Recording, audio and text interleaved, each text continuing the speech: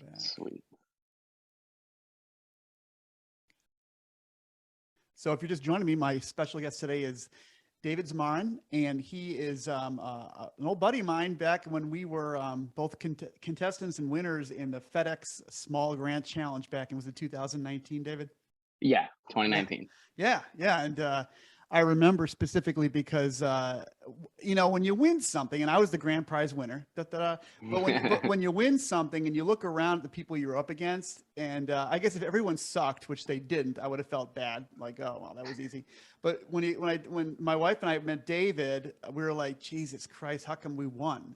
Because David was kind of is a superstar in a lot of ways. I mean, and he makes things look so easy because he started young, and we'll talk about his life and his very interesting early successes, which are unusual. And but when we met him, what were you, 22 when we met you? 23? In 2019? Yeah. Oh man, yeah, I was 20. And what did I see you guys? I met you guys in the middle of summer, right? In August. Yeah. I was 21. Yeah, you're 21 years old, and under your belt, you already had you just got done with your first TED Talk. I mean, you were about to do your first TED Talk. You were on, you were a Shark Tank famous contestant, and you had a bunch of other career firsts very early on in your life. So we'll talk about that. So thanks for being on my show.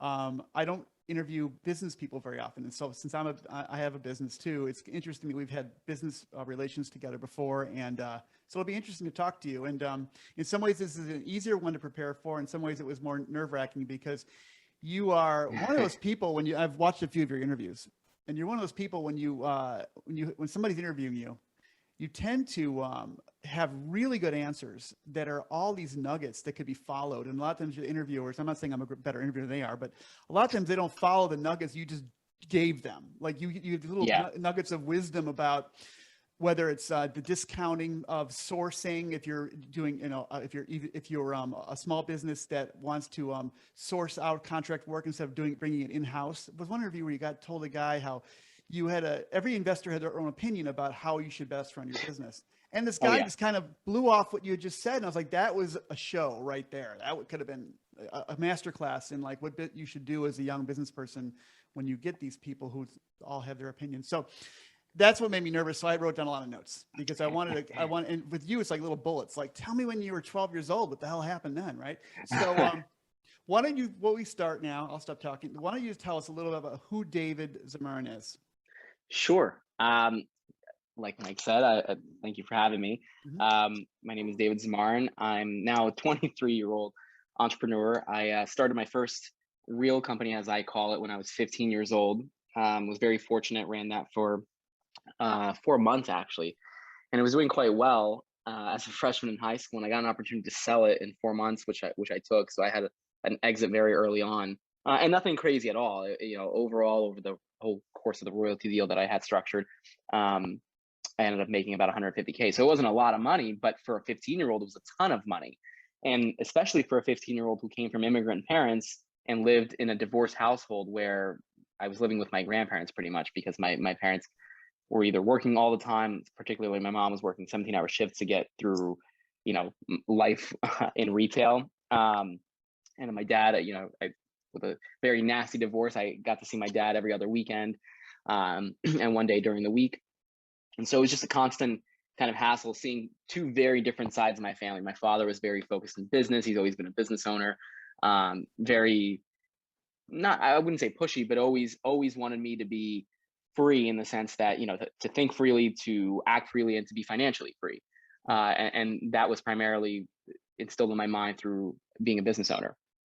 Whereas my mom, who's also very business savvy, ironically, and my mom's side of the family, was very, very keen on education. It pushed me incredibly hard. I was fortunate that I went to one of the best schools in the country, one of the best public magnet schools in Philadelphia.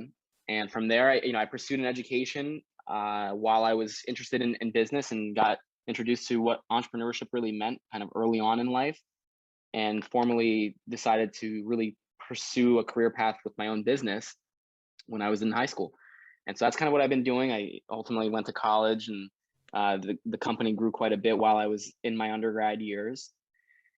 And now we are we're just growing. We're struggling to keep up with everything that's going on.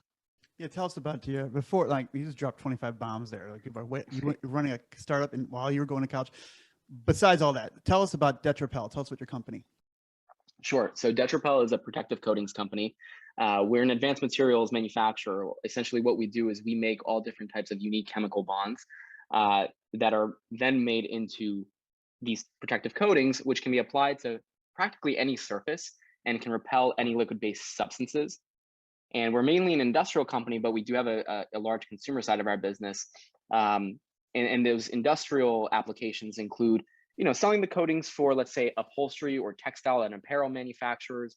We have a product for food packaging. And our whole claim to fame is that we're the only protective coatings company in the world that is truly entirely PFAS free or fluorochemical free. Right. Like Scotchgard, for instance, which is used on so many of our couches growing up. And it was basically a carcinogen, right? Exactly. That's actually our tagline. It's think of Scotch. For anyone who's not involved in the industrial side of the business and maybe may have a hard time comprehending that, or it doesn't have a science background, we always say, just think of Scotchgard without cancer. That's us. Man, it's like Scotchgard. It's like, that was like the cafeteria lady. That was like it's a comforting little symbol on furniture. Like, oh, we're protected by Scotchgard. Yeah. And that wasn't the case, was it? No, and unfortunately, they're still up to their old ways. Scotchgard and fluorochemicals in general have been at a very heated debate, both nationally and statewide and internationally for a few decades now. And it really, when things really boiled over, was really in, I'd say 2004, 2008 time periods. There was a class action lawsuit that started in the year 2000 or 2001 by a famous attorney now named Rob Bilott from Ohio. And he worked for a firm called Tennant, who actually represented DuPont and 3M and all these major chemical corporations, and they were part of their lobbying group. And so Rob Bilott got this call from a farmer that was related to, or was a neighbor of one of his relatives in West Virginia. And this neighbor actually drove all the way up, and I might be chopping the story a little bit here, but drove all the way up to Seaman, Ohio, to get him to represent or at least talk to DuPont or some of these major chemical companies, because they were dumping this fluorinated chemistry into the water streams, which was a very natural and still is a natural way of disposing chemicals for most chemical companies. My hands are up. I don't know why, but it is. And so this poor farmer's cows all got like cancer, and they had one of them had these like disgustingly black teeth, and something was going on. Were these milk cows or meat cows? I think both. Jesus. I'm not positive, but I think both. Go right in the food chain for us. Oh yeah. Oh my God. And so that was kind of the first introduction to PFAS in major, water streams of the U.S. And this attorney, Rob Bilott, led a class action lawsuit for nearly 16 years against DuPont, trying to get them to admit and pay a settlement fee because they tested the blood levels of all the constituents in West Virginia in this small town, which was a DuPont town. They had a major facility there. They were the major employer there. Everything was about DuPont. And they tested 70,000 constituents that all had PFAS in their blood and had massive increases and spikes into birth defects with children or cancers. Right. Was this a movie? Was this a movie in the last couple of years? Right. It was. Yeah. It's called Dark Waters. Dark Waters. Oh yeah. Jesus. Yeah. Correct. Was that Buscemi? No, not Steve Buscemi. Who was the guy? Who's the Mark Ruffalo? Yeah, Hulk. Yeah. Mark Ruffalo. Yeah. No. Yeah. I remember when that movie came out. It was like, geez. So Mark plays Rob Bilott in the movie, and Rob actually has a cameo in the end during their gala where they're with DuPont. But Rob led this class action, and ultimately DuPont settled for $5 billion in 2016 to pay all these constituents, a retribution for their medical fees. But the reality was that was really the tip of the iceberg in 2016 when that happened, because that's what opened the floodgates to start pursuing massive lawsuits against major chemical corporations all across the world, let alone the US, because every major water stream in the US, unfortunately, is contaminated with PFAS chemicals, making about 99% of US citizens infected with PFAS, right, their bloodstream. So it's a massive problem. And, there are companies that are looking to try to filter PFAS out of the water stream and so on and so forth. And I can go into a whole depth Well, tell us about what the chemistry. yeah, I was just going to ask you that. What is a fluorocarbon, and why we have fluoride in our water, but I know it's not the same thing, but why is a fluorocarbon such a nasty chemical for the food chain, for the ecosystem? Yeah, I'll talk about perfluorinated carbons, which is PFCs. That's the major, that's like the parent chain, which is equivalent to PFAS, same thing. Okay. It's a family of what the EPA considers 9,000 different chemical compounds that are incredibly strong in nature. The carbon fluorine bond is one of the strongest chemical bonds in nature. So what ends up happening is that this chemistry is incredibly biopersistent, bioaccumulative, and it's very hard to break down, which is why it hasn't been able to be cleaned up. And the issue with these chemicals is that they've been Are used. most like food chemicals and organic chemicals easy to break down? Like they turn into mud and mucky stuff and just go back in the food chain again, as you're saying? Not necessarily. I mean, there are issues with other chemicals. It just depends on which ones we're talking about. These are particularly just strong chemicals that hold their integrity and then accumulate together. You're Correct. Saying. Okay. Correct. And they weren't intended to be used in necessarily the ways that they are. They're very good at what they do. So fluorochemicals were first introduced, I think in the 30s it was, around one of the World War eras, essentially, to be used as paint on tanks. The intent was to be able to create a paint that would repel and self-clean the tanks so that soldiers wouldn't have to do that. Eventually that became nonstick cookware. That became the Teflon nonstick cook pans, which, as we all know, got massive scrutiny in the 90s and early 2000s. And that's why you see pans now in stores that say no PFOA or PFOS. That's just 2 chains out of the 9,000 that are harmful for you. So what most chemical companies have done, because it's all a marketing game and there are many, many billions of dollars at play here, especially with just lobbying, what they've done is they've taken, let's say, PFOA or PFOS out, which has been, a confirmed carcinogen, and they've put in like a PFHS, which is an acid, the fluorochemical acid, that could also be used to substitute the same exact performance. And so the main reason why these chemicals are used is 1, they're incredibly cheap. 2, they're durable, and 3, they've been known about for 70 plus years. I mean, this is what the industry knows. This is what the industry is good at. They understand how to take these chemicals and how to make them work in the performance that's needed in the industry. Yeah, and we love our nonstick shit, right? I mean, yeah, I do. It's black. It looks the same as the other stuff. I think I have the aluminum stuff now, or the black. Yeah. It's not plastic. Yep. But I still get very nervous when I scrape it. I'm like, God, that shit's going to my body. Yeah, you shouldn't scrape it. Yeah. So, and you don't have necessarily a science background. You're not a STEM guy, really, but you did something really unusual. You hired people. Even when you were a young teenager, you hired a chemistry guy, right? To just basically walk you through what the hell a nanoparticle is and what the chemistry is involved in. I'm jumping ahead a little bit, but you had a business when you said that when you're 15, where you were basically cleaning shoes. You figured out a way to make a little business out of that, and you wanted to spray them with a compound that you bought from, I think it was China. It was very expensive and very toxic. Oh, it was US actually, yeah, but yes. It was the US, okay. And you said you had to pretty much wear a hazmat suit to even spray the shit around, and because you wanted to make basically a Nike or a Jordan, Air Jordan, repel dirt, especially a white Air Jordan like the ones you had. You want to tell us that story and about how you kind of like engineered your education a little bit, because you basically you don't buy the whole thing where I got to go talk to my counselor and figure out what kind of degree I need. You just go freaking hire people and teach you stuff. So tell me how that worked out.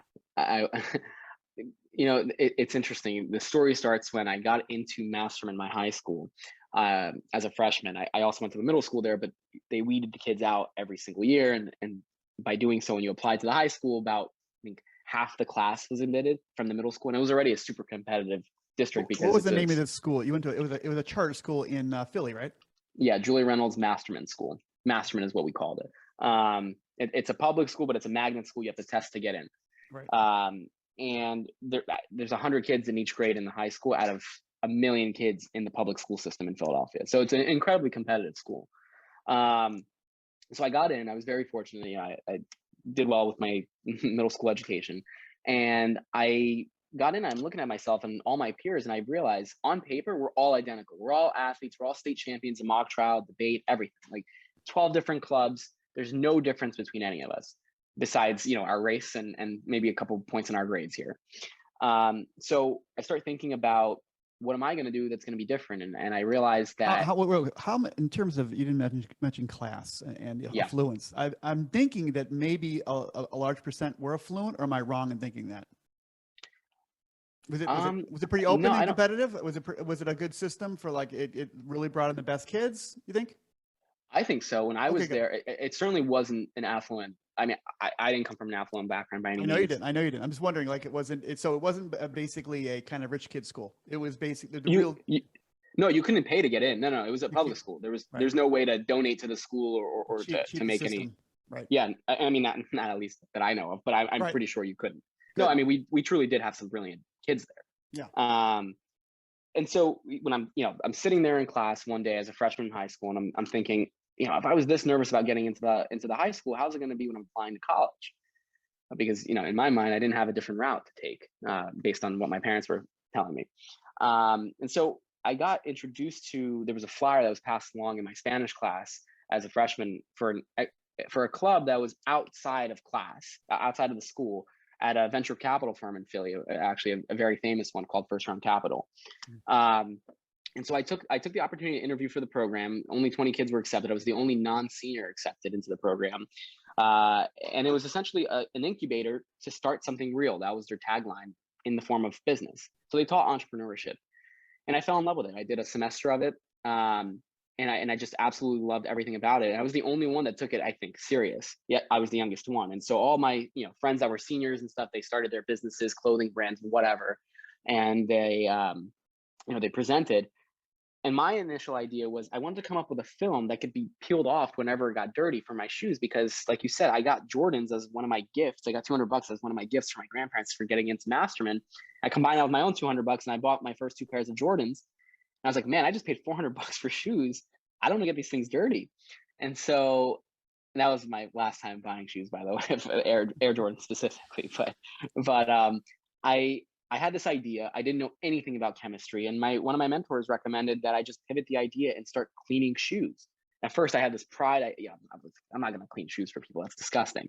But eventually, I swallowed the pride, and I did it. I did the business, and I ran it for about 4 months. Yeah, but how do you just start? You're not doing a shoe shine booth. Like, what did you do? Did you put up flyers? Did you go to a sports club? Like, who was your customer for something like that? And how'd you work out the system? Were you doing it in your parents' living room? Like, how did you do this?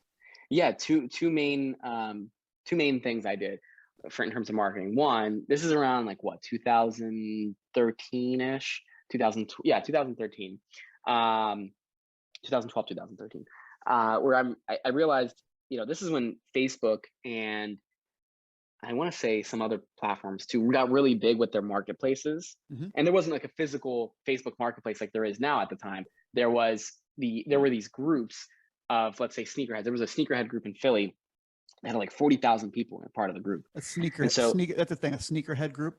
Yeah, that if you're a Jordans guy, you're considered a sneakerhead. That's what it is. Okay. And so I was one of those. And so I got into the group, and I advertised the service. I'd come pick up your shoes for $20. I'd clean them. If you wanted any repairs or conditioning done, that'd be additional charges based on, the damages. And that's kind of how I started. But the reality was that again, that was a very cumbersome type of business if I kept going after individuals. So I had a friend of mine who was at Temple University. He was a college student already, and he was an athlete there. And he decided to introduce me to a bunch of managers from all the other athletic groups, because all the athletes hang out together. And so I met the managers and I pitched them this idea where I would come pick up the shoes on a bi-weekly basis, and I'd clean the whole sports team shoes.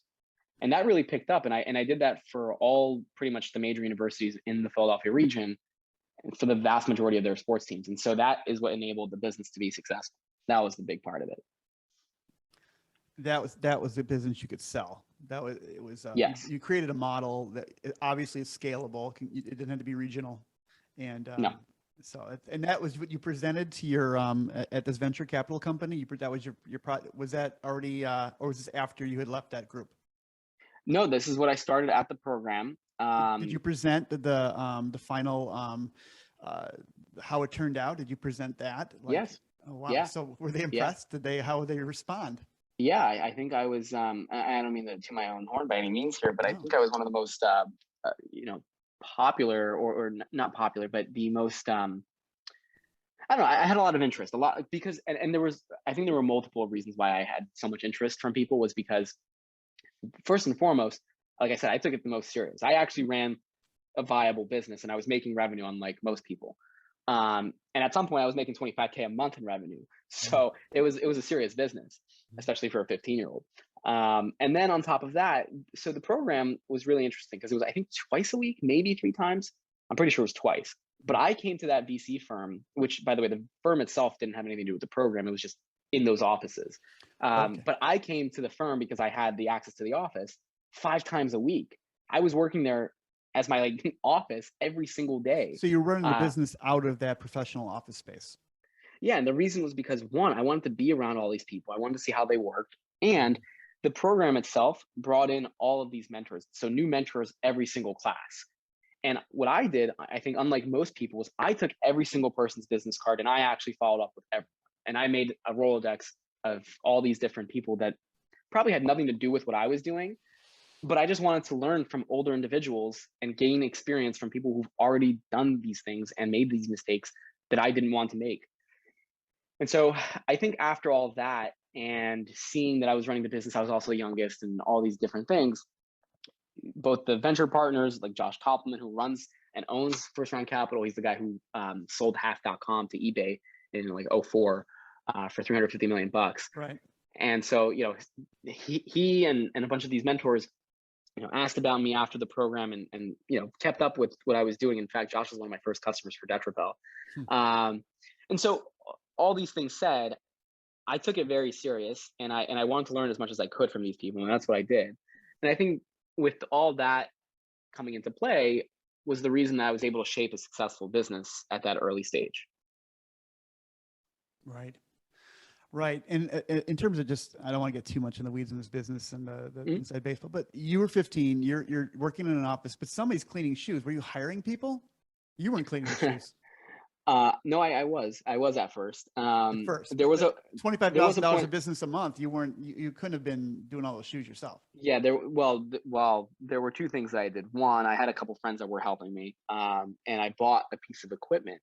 At first I was using it at my friend's house. We bought this, or his parents had a suit steaming or like a clothes steaming machine, which I don't even know if that thing exists still, but you would essentially bring like your suits or whatever, like anything, a blouse, and you'd put it into this standalone, like, it almost looked like a fridge. You would open it and have like these racks in there and you would put it in and it would steam the clothes. And so that was the proprietary or the unique thing about my shoe cleaning business. I wasn't just taking soapy water and rubbing and scrubbing a shoe. I was putting it into a steam release machine to get these really deeply embedded dirt particles steamed up. And then I was able to clean everything very easily. And so it was I don't want to say automated, but the cleaning was relatively straightforward because all I really had to do was put it in the machine and then I would have to scrub later on. How did you know about this machine? How did you know about it? Pure luck. I was doing it at my friend's house. I got this garbage bag of Jordans with me from these athletic teams. Right.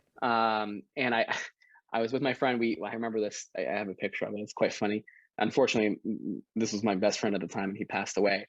But he had a pool table. He was an affluent kid, but he had a pool table, a billiards table at his parents' basement. And I remember we had like a garbage bag laid on top of it. It's a very nice pool table. And I got these dirty shoes on top of the garbage bag. And this is when we were hand doing everything. He was just helping me.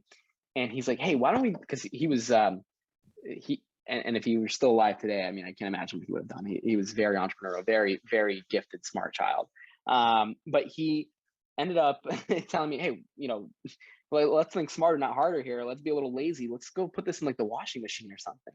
And so we put some in the washing machine, which was a bad idea. I ruined those shoes.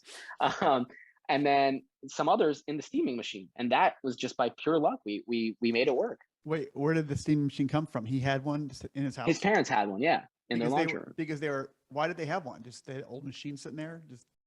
I mean, at the time it was brand new, but no, because his family was very affluent. They're very wealthy.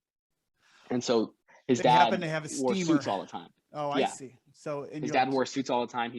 They're actually a dental family.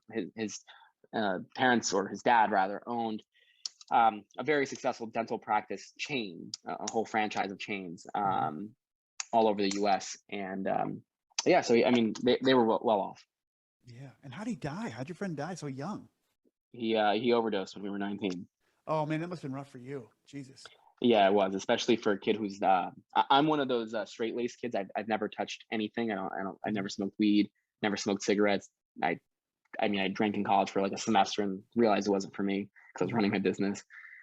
So it was very tough. In fact, by the time that I had found out that because he kept everything from me, even though we were best friends, it was shocking to see how good he was good at hiding it from me in particular. But when I found out, it was when I was already going to my freshman year in college.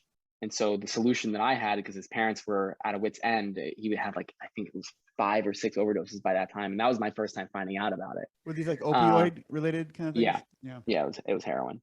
And so he would never have been able to tell too. That's the funny part. But I ended up providing them this option that why doesn't he come live with me in my college dorm with my roommate, which was, not, first of all, not legal. He's not allowed, I'm not allowed to have guests in my dorm room, let alone ones that stay there on the floor on an air mattress for months.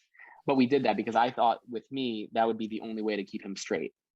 And also we were working on businesses together. That was the other thing, is that I had another business with him for dental supplies and stuff like that. So we were constantly thinking of things to do together. And so it just made a lot of sense. And he moved up with me up until his mom wanted him to move back with her. They had just sold their own business practice and moved down to Miami. And so, he went down there and, things kind of happened. And then eventually he came back to Philly. And the summer that I was on break, my freshman year, literally I came home in July. It was another accelerator program. I came home on, I think it was, it was July 8th, I guess, July 7th or 8th. And I guess I came maybe on the 7th at night. I went and saw him on the 8th. I hung out with him all day and then left his place around like 9 o'clock and told him to go to bed early because we were going to be waking up and going to tour foreclosed homes or properties in Camden, because we had this idea for an aftercare business for recovering addicts and stuff like that through the power of entrepreneurship. So we were going to look at a physical space to buy. And again, I was like 17. No, sorry, I was like 19 at the time, 18 at the time. I mean, I was super naive to think that I could even, buy a property and get financing for it or something. Right. But that was our idea. And I woke up at 6 and I started calling him because he wasn't at my house. And I was the one that found out. Someone picked up the phone and it was the coroner's office. So I ran down to his house and broke the news to his parents. Who found him? He was at a hotel with, believe it or not, I guess a hooker that gave him the drugs. He started overdosing. She left the car. She let him die, and stole all the money that he had on him. He had a few $1,000 on him, I guess. And took everything and left. And some hotel worker saw the car just standing out there for a long time. And at 6 a.m. or something, or like 5 something in the morning, reported it. How's his parents doing? I mean, they were really rough. It was tough for everyone. I can't imagine what it's like to be a parent in that kind of situation because you don't know what to grasp on. No. And they certainly, they certainly shared the blame, but also put the blame on others as well, and his friends, including myself, for whatever reason. In many ways, I don't know what I could have done better, but obviously I wish he was still here. They're probably drowning though. You're drowning. Yeah, no, it's understandable. But so unfortunately, I after about a year and a half after he passed, I lost touch with them. I understand. I mean, you would remind them of things. It's tough. Yeah. I mean, we were kids at the time, so I mean, I don't know where their head's at, but so that's tough. But it couldn't have happened to a stronger person than you. It seems like, because you seem to have always a lot on your plate, and so the death of a friend, even though it wasn't easy, you had so much going on, and you just had to cope with it and keep moving, right? Yeah, I mean, it brings tears to my eyes still as we talk about it, but it was definitely the hardest part thus far of my young life. It was tough because I came home, and then the next day he passed, and I was the first one to know and everything, and I had to break it down. And we went on this like path of trying to figure out what the hell happened and so on and so forth. And it was just a period of not knowing what to do. And I've never actually talked about this in any interviews, but this was a major part of my life, because that same week, I was rejected, actually, or accidentally rejected, for my Shark Tank episode. And so I had these two massive, and he knew that I was applying for Shark Tank. And doesn't that feel great? Yeah, I mean, I had this. It's a lot of work to even get in it. It's a lot of work just to apply, right? Oh, it's a ridiculous amount of work. I'm happy to touch on it, but So you're rejected right after this happens. Literally, like right before, I think it was actually like the same week or like the day after. I don't remember exactly, but it was tough. It was a really tough week, both professionally and personally. And so, and he was a big part of my family too. So my family was distraught too. And so, yeah, it was a tough week. And then, I was supposed to be home for just a few days or a week or something like that. I obviously took the full week to stay home, because I was supposed to go back up to Boston because I was in another accelerator program. And meanwhile, in the accelerator program, we have presentations or something like the following week that I had to show up for. And I'm starting to realize, because I was coming back, or the day before I decided I was going to go back, which was like a week into it or a few days into it, primarily because I couldn't stay at home. It was just too depressing. But secondarily because I still had a business to run, and I already had employees and stuff. So I couldn't, take too much time out. This is a shoe business, right? No, this is Detrapel. Now you already got, of course, you still have Detrapel going on. And so, and how many employees at this time do you have? How big a business is it right now? Not huge. We have like 5, and it was all college kids, but right. We were in an accelerator program. So you have to always be there. I was already, lucky enough that I took a few days off. And then we got notification about an open casting call in Boston for Shark Tank. And, at this point, I really didn't want to do it. I was like, I'm defeated. I just don't want to. But one of my, at the time, employees and people I was trying to bring on as a co-founder potentially or something like that, even though this was years into the business already. This is like 3 years into the company. And so he convinced me to do it for whatever reason. I don't know why, but he did. And I'm so glad that I did, because I went to the open casting call. I met one of the main casting producers who I was in touch with. And, I gave the pitch. I explained the story, everything. And I was supposed to get a call back about a week later. I didn't. So I emailed them and I said, hey, I'm just following up on what happened, about the open casting call. And I'd love to just, see what I can improve on if we're rejected. And so, and I don't know, like 30 seconds later after the email sent, or a minute later, I get a call from California.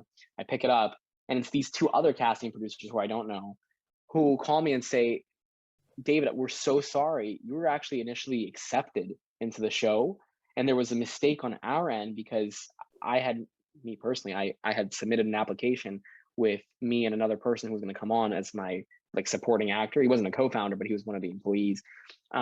And he ended up leaving that summer from the company. And so I withdrew his application, but kept mine, because we had to do separate applications as individuals that were going on. And they thought that the company was going out of business or something. So they just forwarded a rejection, when in reality, it was just, a change in personnel. And so they said, we made a mistake. We actually initially accepted you, but then this whole thing happened and we got confused. But you were actually initially accepted, and you're going forward through the next round. That happens where partners will sign up and then the partnership breaks up during the process, and there's really not business here. So I can understand. Yeah. And this is like a week in after, or maybe 2 weeks in after Arthur, my best friend, passes away. Maybe 2.5. And what an emotional roller coaster then. So you go to a casting call, you find out you're accepted, and now they want you back. And now they want us back. Yeah. And it was really difficult, but it was one of the best decisions I ever made in terms of going on the show, because it changed the life of the company. And from there, we kind of, we continued to grow, and I was forced to go on the show, or, I went on the show, wasn't forced to, but I went on the show, and I was enjoying the time. And then we went through due diligence, and that was another emotional roller coaster, and so on and so forth, which I'm happy to touch on any of that. Yeah. What's due diligence? Yeah. So obviously when people watch the show, right, they see people shake hands and get a deal in 12 minutes. The reality is that most pitches take an hour and a half. That's the average time period. Mine was 30 something minutes, so it was quick. But we ended up getting a deal on air, shook hands. The real process, the deal making process and the negotiation all happens afterward with Right. So their team. famously, Mark Cuban jumped in right away and made an Correct. offer and basically valued your company around $800,000. He said, "I'll give you $200,000 for 25%, and but then I'll introduce you all my nano guys." What the fuck that means? And then Lori Grainer's like, "Don't." She said, "Stop." And you look at Drama TV. That probably took 2 hours to make that, but they made it sound like that all had. And she said, and then tell us what happened after that, because it was like a little bidding war, and then they partnered on a deal. Tell us that. Yeah. Lori offered me the same deal and offered, all this marketing support, whatever. And next She thing could you do know, surf music. She does surf music with her stuff, right? Like I've seen her info. she's great. I mean, she is awesome. Yeah. But she makes me that offer, and then I'm like looking at her, and Mark's like kind of pissed off at this point, and I kind of give him, this wasn't in the show, but I kind of give him like this face like, I'm sorry, because he wanted me to accept his offer right on the spot. Well, how was hers different? How was hers different? Not at all in terms of the deal structure. I mean, again, on air you just hear 25% for X percent, or 25% for X amount of dollars. So right. It was the same identical deal. It's just I'm choosing between which shark I want. And then Robert Hirschfeld goes in, or maybe it was Rohan Oza first, my guest shark, that came in and said, "I'll offer you the same thing." And then I think Robert was the last one to say something in this bidding war area, he turns to Rohan, he says, "David, what about if you get two sharks? How about I go in with Rohan and we sweeten the pie at 20, I think he said 3% instead of 25%, which is kind of a joke, but in fact, Mark actually laughed at that. But he says, "I'll go in at 23%, and you get 2 sharks." Yeah, and we'll go for 2 sharks. And he famously says this one line, and Mark got pissed about it. He's like, "And we have something that these two don't have. We're immigrants to this country. We understand what it takes to build, from ground up, and so on and so forth." Man. And Mark got pretty upset about that. And I end up turning to Mark and Lori, and I said, "Mark, would you consider partnering with Lori?" And he said, "I don't know, let me think about it." And so then next thing I know, I'm a little worried, because now I'm thinking that Rohan and Robert are going to drop out.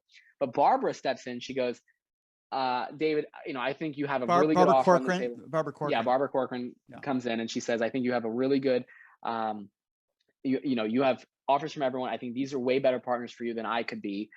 So I'm out." And so she goes out. Robert then starts talking to me, and then Mark eventually says, "Do they leave the room, or they stay on the stage? Are they still on the stage?" No, everyone stays there. Yeah, everyone stays there. Right. Yeah. And then Mark goes, "Let me ask you something." He said, "What do you need help with? Do you need help on the technology side, or do you need help on the distribution side?" I said, "I think we got the technology part. I think we can handle that. I need help on the distribution, the marketing, and sales." And he's like, "Okay, well then I would consider partnering with Lori." And so they partnered together, and I looked at them, and they're like, "What do you want to do?" And I famously look at him, I go, "Mark and Lori, you got a deal." And that was kind of the history. And then all the due diligence, all the prep work, all the, making sure all the T's crossed and the I's are dotted. But in your mind, did you want to give up 50% of your company for $400,000? It was 25% it was still the same deal for $200K. They just split it down the middle. Oh, they split it down the middle. Okay. Yes. Okay. And no, the answer was no. I didn't want to give up that amount of the company for $200K either. Right. Right. The reality was that. But you say yes because it's good TV, and you have a chance later to renegotiate, or what? That wasn't what I was thinking on stage. For me, I was thinking I'm willing to lose a couple. I came in asking for $1 million valuation, which I thought was undervaluing the company as it is. But it's Shark Tank, and I've watched every single episode up until my own episode, so I knew that was going to be the standard. For me, I was thinking I'd rather have two of these amazing people, these partners, these sharks, who could possibly open the entire world to me, right. Which is the way I was thinking at the time. I realize it's not the case, but that's what I was thinking at the time. But I could get all these benefits. I'm not going to sit here and nickel and dime over 5%, which in the grand scheme of things could be, millions of dollars. But why is it not the case? Why you think that their actual power of helping a company is oversold on the show and in culture in general? I think so. Yeah, I think so. Just stemming from my friends who have closed deals on the show, and the companies that I was an intern for that closed on the show. The Sharks are great. They're obviously famous people and they can open doors for you. But the reality is that their team does all the work. And in addition to that, Mark got like 200 plus, and that was years ago when I went on, 3 years ago when he had like 200 or 300 investments in other companies. There was no way in hell that a 10% stake or 12.5% stake in my company was going to really rile him up and make him work with me. He's got his own business to focus on too. Right.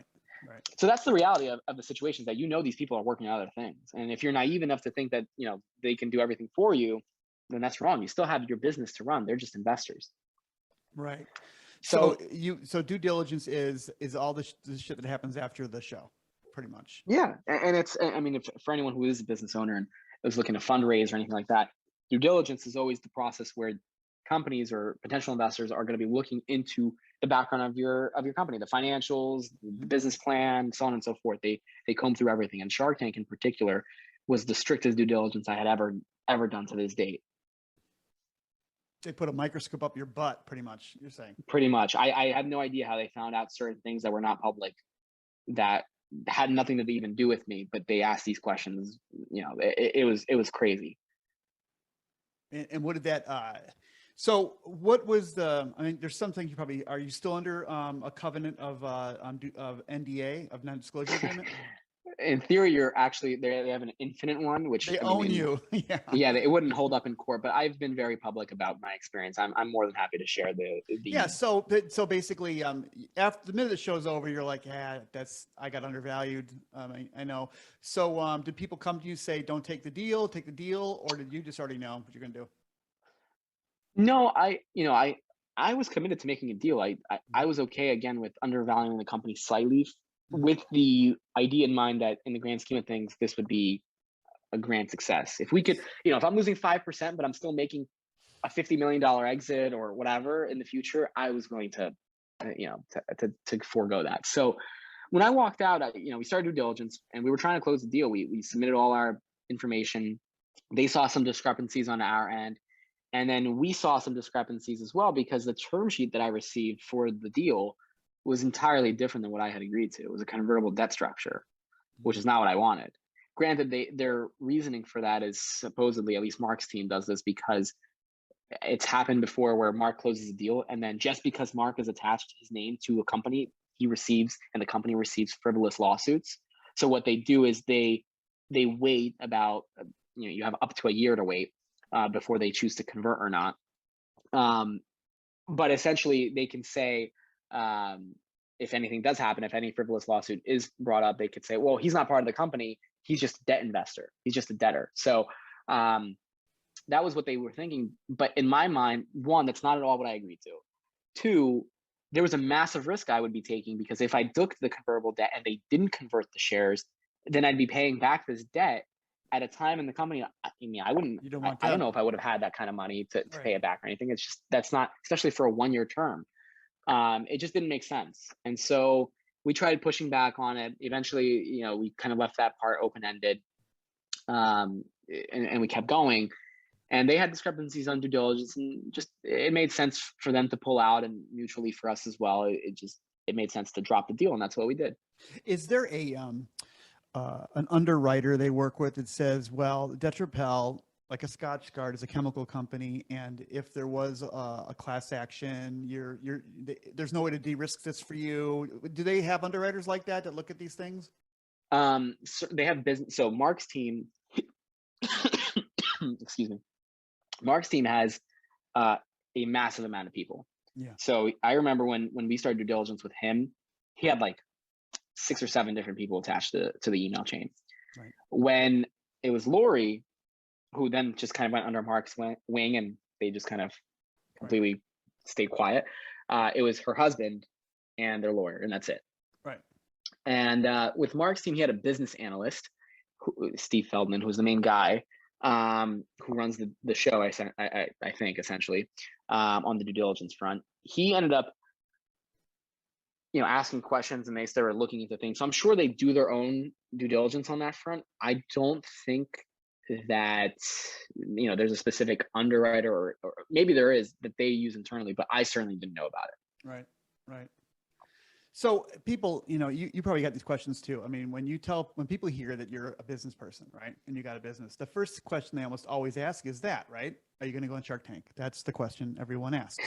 I hate it. And unlike you, I physically can't watch that show. It makes me ill. I get anxiety.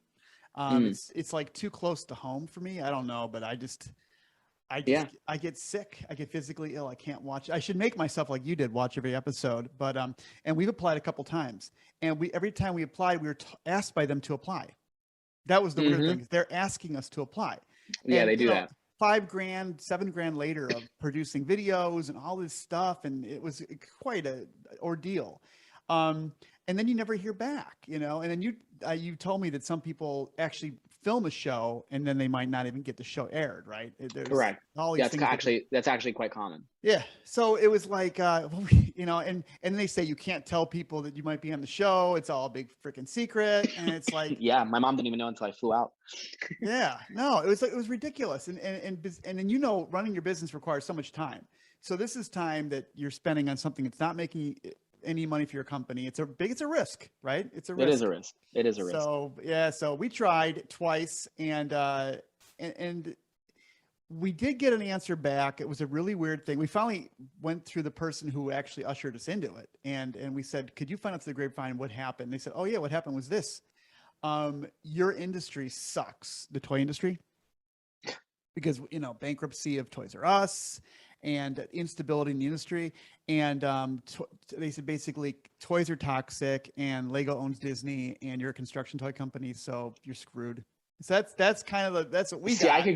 I can understand the Disney argument potentially, maybe with Lego, but on the other hand, I mean, what the hell does Shark Tank care what the industry is? I mean, they have people who do I don't even know what, some of the most bizarre shit I've ever seen. I know. No, they just said toys are toxic. So, and I was like, okay, whatever. So I got my mind off of that. That was kind of like time to move on kind of thing.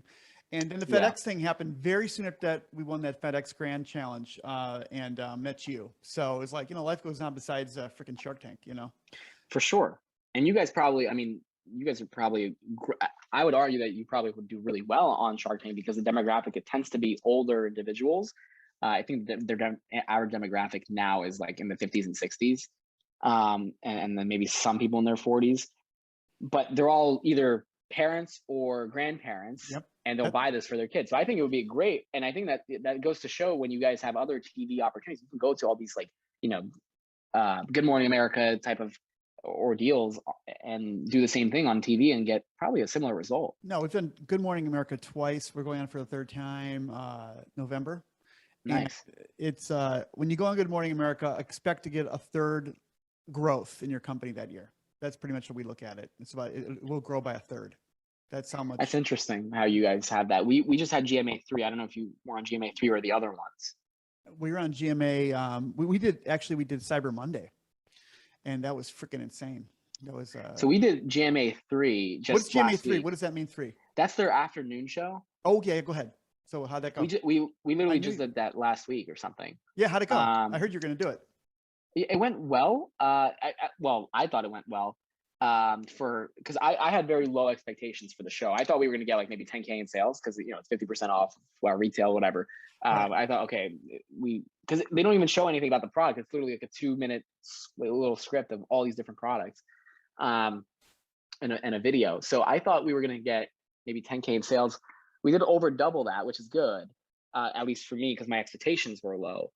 But they said that was quite low, and I was surprised because not because that is a low figure for us. Don't get me wrong. That's peanuts for us. It's not even half a month worth of payroll. But the point is that I had very low expectations for an afternoon show at 1 p.m. or 1:30 p.m. whatever it was, on ABC's channel or whatever. I didn't think many people but watched it. all the baby boomers are watching that. That's what they do. I guess so. I guess so. We tend to have that it tends to be that demographic that buys our stuff anyway. Yeah, it's interesting. And we're talking kind of in the weeds now about running a business, but a lot of people want to know, what is it like to start a business, right? And you've done it 3 times now. So starting at the age of 12 and now you're in your 3rd one. So,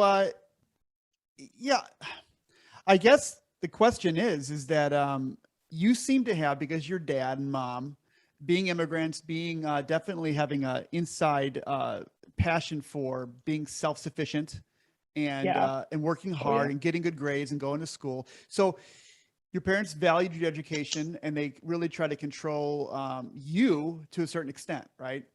And my mom, for sure. My mom's kind of a control freak. Yeah. I say that in a good way. My mom's amazing. No, but they had a tight, I'll call it, leash around me, in the sense that I was, it's not that they made me do anything, because they didn't.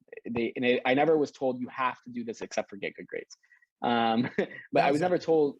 You didn't have to play piano. You didn't have to play violin. You didn't have to do that kind of stuff, right? You did your sports, whatever you wanted to do.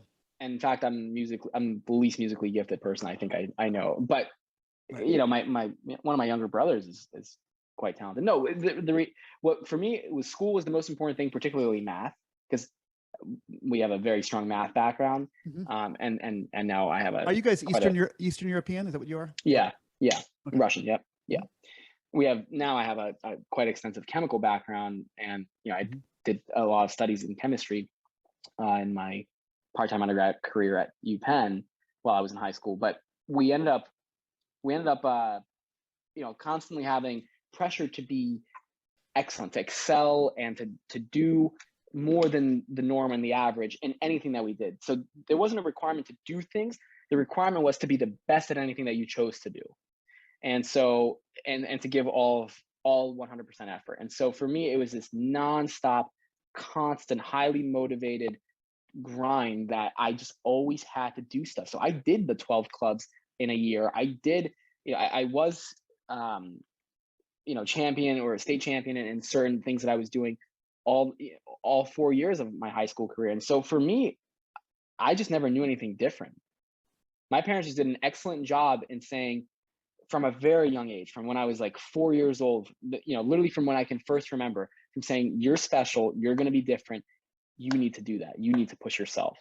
So I was just constantly highly motivated from a very young age. I wanted to be different. And more importantly, I didn't want to live in the same shit that my parents were living when they first immigrated here, because I saw that. I remember it. I remember me, because I was living with my grandparents in their 2-bedroom apartment in Northeast Philly until I was 6 years old. And it was horrible.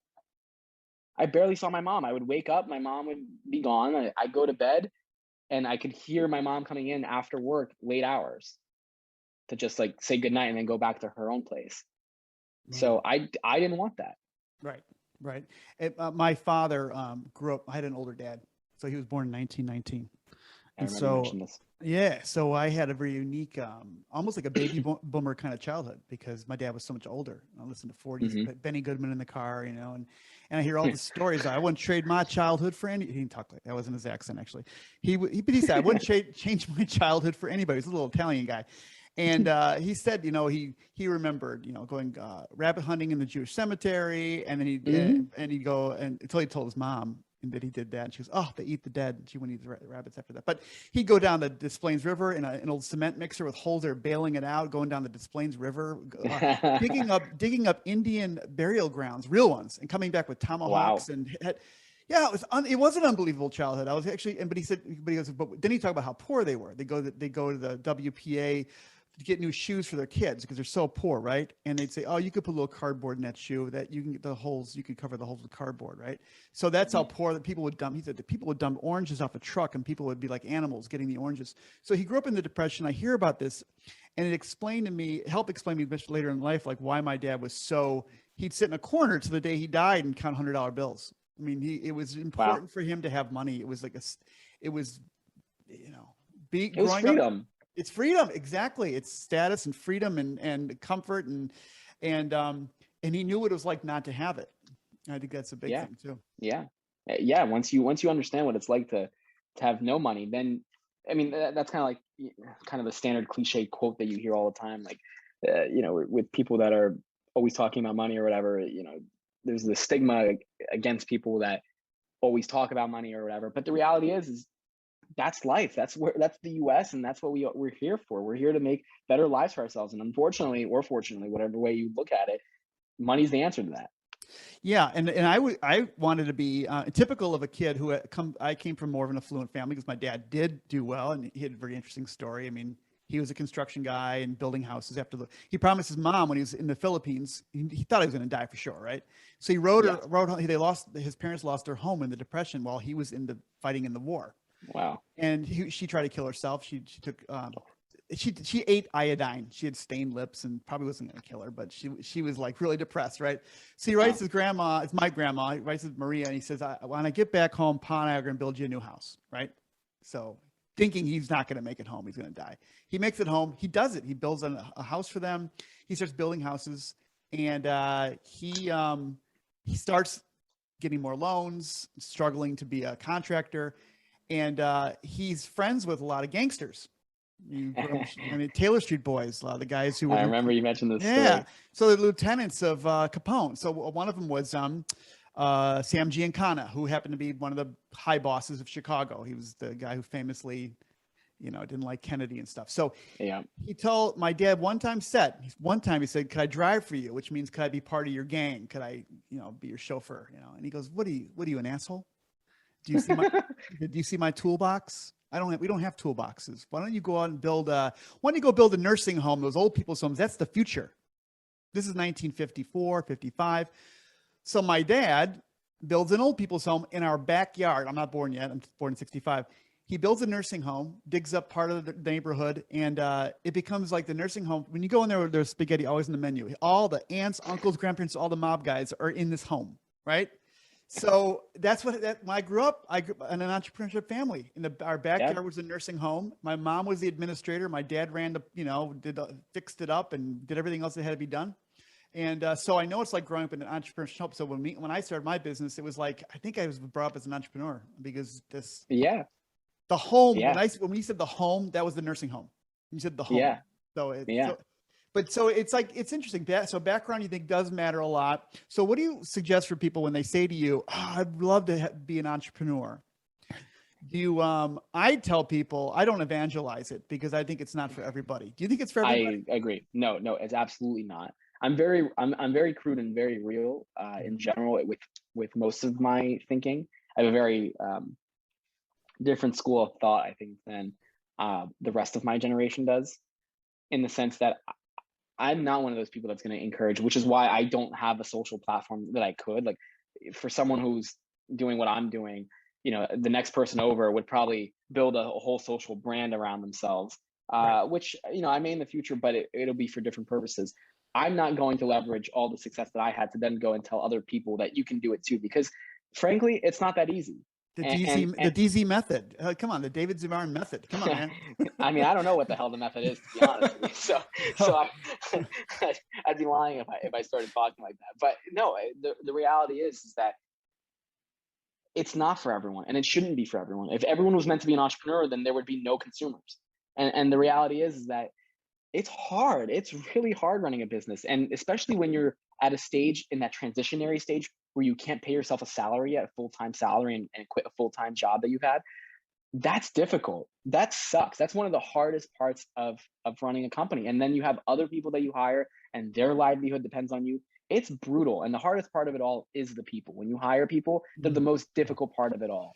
And so being an entrepreneur, frankly, sucks, because you have to be crazy enough to think that you and your naive idea can change the world. And if you don't think that way, that you're going to fail. But the reality is, there's two sides to every story, and most of the time people do fail regardless. So it's just a brutal, brutal road. I don't think it's for everyone, and I don't recommend it for everyone, or frankly anyone, unless you really know that this is what you want to do and you're willing to eat shit for years to be able to then hopefully one day have a good outcome. I said, do you have a young family, young kids? Yeah. I said, do you want to see them grow up? Well, yeah. Well, then maybe you should get a regular job. Yeah. Where you clock out and come home and go to their baseball game, because because you might have to work, 16, 18, 20 hours a day and Saturday and no vacation for 5 years. I mean, consider that. And that same thing that you're saying now is the exact words that motivated me when I was a teenager to get started, because I knew that by the age of 30 or 40, I wanted to be well off enough where I wouldn't have to deal with not seeing my kids grow up. Because you were a kid who didn't see his parents. Exactly. So you knew exactly what that was like. You knew the bargain. Yeah, my parents worked hard their entire lives. And yes, later on they were well off and I saw them and they were part of my life. But the damage. I'm very happy with how I was brought up. But the damage was done in the sense that I had already had the mental scar tissue of seeing or experiencing not having my parents around all the time, or just seeing how life could be if I wasn't going to be successful. Right. So let's assume for a second that people aren't going to listen to us and they're going to say, well, I'm going to do it anyways. And I'm going to go to this entrepreneurship club or these programs. Mm-hmm. I've spoken, if you have too, these programs, and it's like a cottage industry now. Like everywhere you go, it's like entrepreneurship. And it's hot. It's really hot. It's hot and it's kind of horrible too. So, I just got an ask from a friend from yesterday, Tom, he works at the newspaper. He said he's in an ASU program and they wanted to ask people about how they use their business plan. Right. And I said, well, so I'm not going to tell you my answer. You tell me your answer, because I know a little bit about what you think about business plans. So why don't you share with us your philosophy about the great business plan? Yeah. Look, I think they're useful when you're first starting out to get your thoughts on paper. Sure. But the definition of entrepreneurship is solving problems. And when you are solving problems in the form of a business, you have new problems arise every single day. So it's almost guaranteed that at some point, whether soon or later on in the business, your entire plan will change. So from that perspective, business plans are thoroughly useless. And they're not used in the real world. It's the same analogy that I can draw about in high school or college. You're taught about how to write a 7-page or 2,000-word essay, and you have to follow these structures and blah blah blah. God, I hate those. And when you get into the damn real world, it's tell me about what you do in less than 30 seconds, otherwise I'm out of here. It's the same exact story with business plans. They're useless in many cases. Where they're useful is, again, to get your paper or your thoughts on paper. And when you're building a team, especially when you're a small team, or you're either in the beginning stages of building a team or at that stage where you're transitioning from, I'd say, like 10 to 20 employees, because that's like a very hard stage in the business. That's where we are now. And let me tell you, it's not fun every day. But when you're in either one of those two stages, it's useful there to at least get everyone aligned on the same mission. But nonetheless, like, I don't share my business plan with employees. Well, frankly, I don't freaking have one like written down. I don't have like a 40-page business plan, and I don't recommend one, but I would never share one even if I did, because the reality is that I'm going to be then shaping people's mindsets and mold them into thinking what I want them to think what the business should be. When I hired these people to be experts in their domain and help the business grow. So let them bring in their own ideas, even if they don't actually succeed. At least we've learned. So you want them to be open to the happenings every day and opening to the information to say, hey, you know what? I know we planned on this, but do you realize the cost of plastic just went up 50% and we're packaging in plastic? Do you know how it's going to affect our bottom line? Like and even though you made a commitment to a certain kind of packaging look, you're lucky enough to have a guy who is aware of what's going on and said, hey, boss, that's maybe we should do cardboard this year because look, fucking plastic is crazy, So, yeah, no, I hear you. We tried to make business plans, but my brain doesn't think that way. And I kept thinking like the Maginot Line, like, yeah, the French had a plan. They built a freaking wall between them and Germany. That worked well. The Spanish said, what's your plan? Well, we're going to take a bunch of boats and go to England and then, change everything. Like, that's a good plan. So I don't think plans, the history of plans are they fail, and they're susceptible to reality, right? They're just, I mean, there are pro cons to almost everything that we talked about today, and business plans are no different.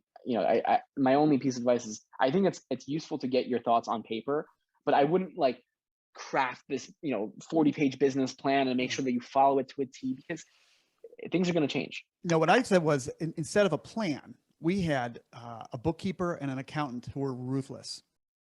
And they always told us like, okay, if you do that in June, you're dead. You're out of money. Right. And I don't know about you, but I find that having a good bookkeeper is, totally essential. Just know the lifeblood of the company, the oxygen, and how much you have and how much you can afford. And, you kind of de-risk the year. Right. So if everything fails, we don't have to sell, we don't have to be homeless at this point in time. I think a lot of new business people need to hear that, right? Like how much how much of your own money would you invest in your idea? That's always a good one too, right? That's difficult pill to swallow for many people, because not a lot of people have the savings to just put away or throw away, or put their house they're up. Just or just, for lack of better terms, they're lazy with their thinking, in the sense that, I mean, when you're starting a business, things can go wrong, and you may need to downsize, or you may need to live below your means, or whatever. Like you need to make certain sacrifices. And a lot of people, even if they did have money in the bank, aren't willing to sacrifice, because they're like, oh, I have like 20, 30K in the bank, or 50K in the bank. But if I put that in business, I just lost 50K. I don't have 50K to spend anymore. Yeah, but but do they want to ask other people to invest? I mean, you got to be your first investor, right? Yeah, for sure. So let's talk about lazy thinking for a second, because I think that if we did make the DZ method of entrepreneurship fast and easy with David Zamarin, I think that one thing that is you're kind of ruthless about not accepting assumptive thinking. That you weren't really comfortable with the formula you had. You went back to square one and kind of reformulated your product. I mean, I think when other people in your company or investors were saying you were not as comfortable, right? And you weren't comfortable with the advice to outsource. You're talking in another interview about how every investor's got their own idea, and you're supposed to buy their idea if you want their money. And a lot of them said to outsource. Now we did that. We outsourced, and we said, "Oh, you're so smart, pat on the head. You're so smart for outsourcing." And every year, our sales would go up, and we're still in debt, and we're not making any profit. Like, what the fuck? I hate this. Yeah, but look how low risk is. You could leave any time because you just outsourced everything. It's like, yeah, but if we had our own building and we had our own printer, we wouldn't have to pay those idiots to print our stuff. Not that they're idiots, but like, why don't we have our own machines? Why can't we do it ourselves? We don't know how to use a printer, like things like that. So once we brought it in-house, all of a sudden we're like, hey, we're in the black. What does that mean? But you early on said no to outsourcing. Tell us, what was your thinking? Was that just a lucky guess, or what do you think about that? Well, no, I used to outsource, and it was horrible. It's just like you mentioned. It's terrible. It's expensive, right? It's expensive as hell. Everyone's always like, cost savings. Labor is so much cheaper in India or in China or whatever. But frankly, with shipping and delays and lead times and the quality, most importantly, the quality, it's the opportunity cost of taking your shit overseas sucks. It's horrible. And you could do small batch manufacturing too. You could do 500, 200 at a time if you want to. Right. Yeah. You can't do that overseas. You have to buy container loads of shit, right? If you do overseas, it's a bunch of different. If you want to make it economical, that's how you do it. Doing things overseas may, in the short term, seem cheaper, but in the long term, it absolutely hurts you. And so for us, we also did that. We outsourced for years, and I had so many different manufacturing problems before I outsourced, while I outsourced, and even in-house, you're always going to have problems. But the benefit is that when it's in-house, I can control what I'm going to do to fix it, whether I have an answer or not. When it's outsourced, it's, oh, well, we don't really know what happened, and we already have the 100K in our bank account that you transferred to us. You're shit out of luck. Deal with it. Yeah. Now you could walk the floor. Next batch. I could walk the floor right now, and I could see a guy's putting the wrong inventory in a bottle. Yeah. I'll say, who told you to put this in here? Oh, I don't know. Okay, that whole batch is no good. So, you know what I mean? Like, it's on me to walk the floor. Yeah. And it's a wonderful thing to have. When we were outsourcing, I just had to wait until I got it. And then sometimes I'd hear from a customer, like, I don't know why that's like that, because I outsource. I'm an idiot. I hated it. Oh God, I hated it. There's a time and place for, again, there's pros and cons to everything. For certain industries, it's tough to keep things in-house when tooling is so expensive. So I imagine for injection, you guys injection mold still, right? Yeah, and we do outsource that. It's right down the road, and they're people we trust, and they know us really well, and it's a good relationship. And my next point was going to be, is exactly that. If you're going to, like you guys, have expensive parts and equipment to do things like injection molding, okay, there's an argument to then outsource that. But yeah, because it's a $500,000 machine. That's a $500,000 machine, and then you needed someone who knows how to use it. And they also can buy big loads of plastic for their other things they're making. So they have discount structures because they make things for Rivian, the big motor company. And so when you partner with a big guy who can get discounts, that's one of the fringe benefits of big partners. Correct. And then in your case, right, like to have that outsourced domestically and down the street from you, right, that's a huge win. Whereas most people, when they think of outsource, they immediately think overseas. Right. And again, there are going to be initial cost savings on the CapEx side of things, the capital expenditures that you'd have to put in to actually purchase the equipment. But where you start to lose out is, again, the quality. And in the grand scheme of things, the total delta between what you spend when you spend overseas or spend domestically can be actually quite small when you start thinking about it because of the batch sizes, like you mentioned. From there, to make it economical, you need to buy a 40-foot container. Right. And I have friends in the toy industry, and they get, I'll give you some horror stories. A neighbor of mine at a show, they have a plush doll, right? They got a container of plush dolls, some big fluffy teddy bear kind of things. Mm-hmm. And they went in there and they were sewn wrong. Like the eye was sewn over the fucking ear or something. The container full of mutant bears, right? Mutant bears. And there's shit out of luck. There goes Christmas. We got mutants. Yeah. Got to put those on sale, right? Yeah. So so quality control is huge. So I know people who do Chinese stuff, and they have really good. They swear by their partners. So if you, I know a guy he goes to China 3 times a year, and he eats with their family, which is a really big deal in China. Like if you eat with the family, like they're loyal to as much as a Chinese person's loyal. And then it's a good deal. Like so there are relationships. Yeah. You know. And again, like I said, there's pros and cons to everything. Yeah. We're providing extremes of situations.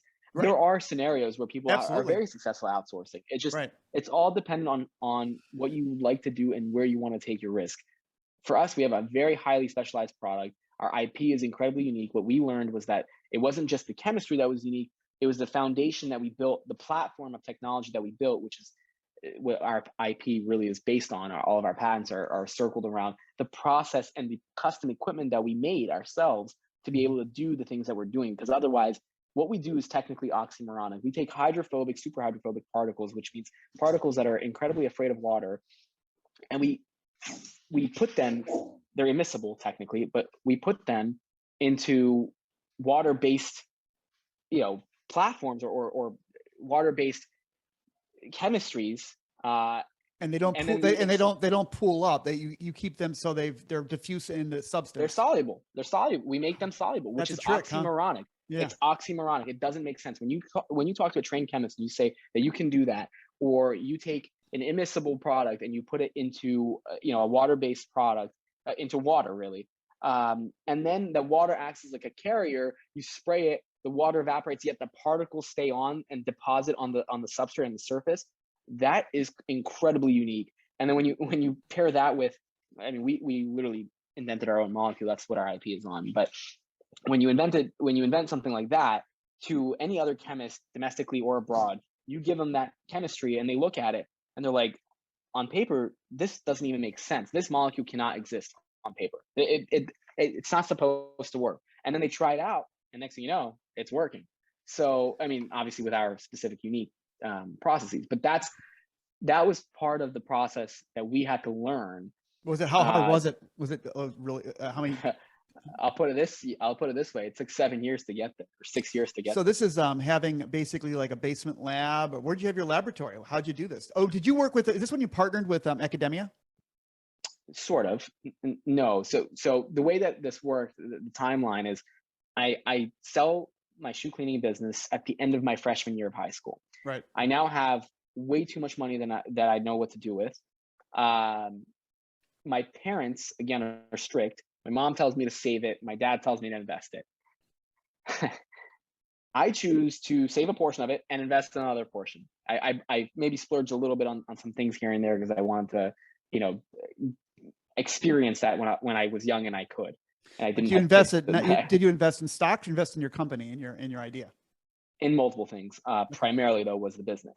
Mm-hmm. So I took a good chunk of money and I left that aside for the business. Mm-hmm. What I ended up doing is, again, my high school has very unique programs. One of the programs that we had was we were allowed to take classes as part-time undergraduate students at the University of Pennsylvania during the evenings. So I would take my regular classes, and I would then, in high school, I would then do my clubs after school. And then I would make sure to get to my freaking evening class at 10 until 9 o'clock, and then take the train, an hour train ride home, and go back to bed and do the same thing. So for the audience understand, University of Pennsylvania is pretty much an Ivy League school. It's an Ivy League school. It's an Ivy League school. It's a great school. So it's not like you're just going down the road to the state school. It's a premier school, and you got in because of a program, and you have pretty much access to what they have to offer.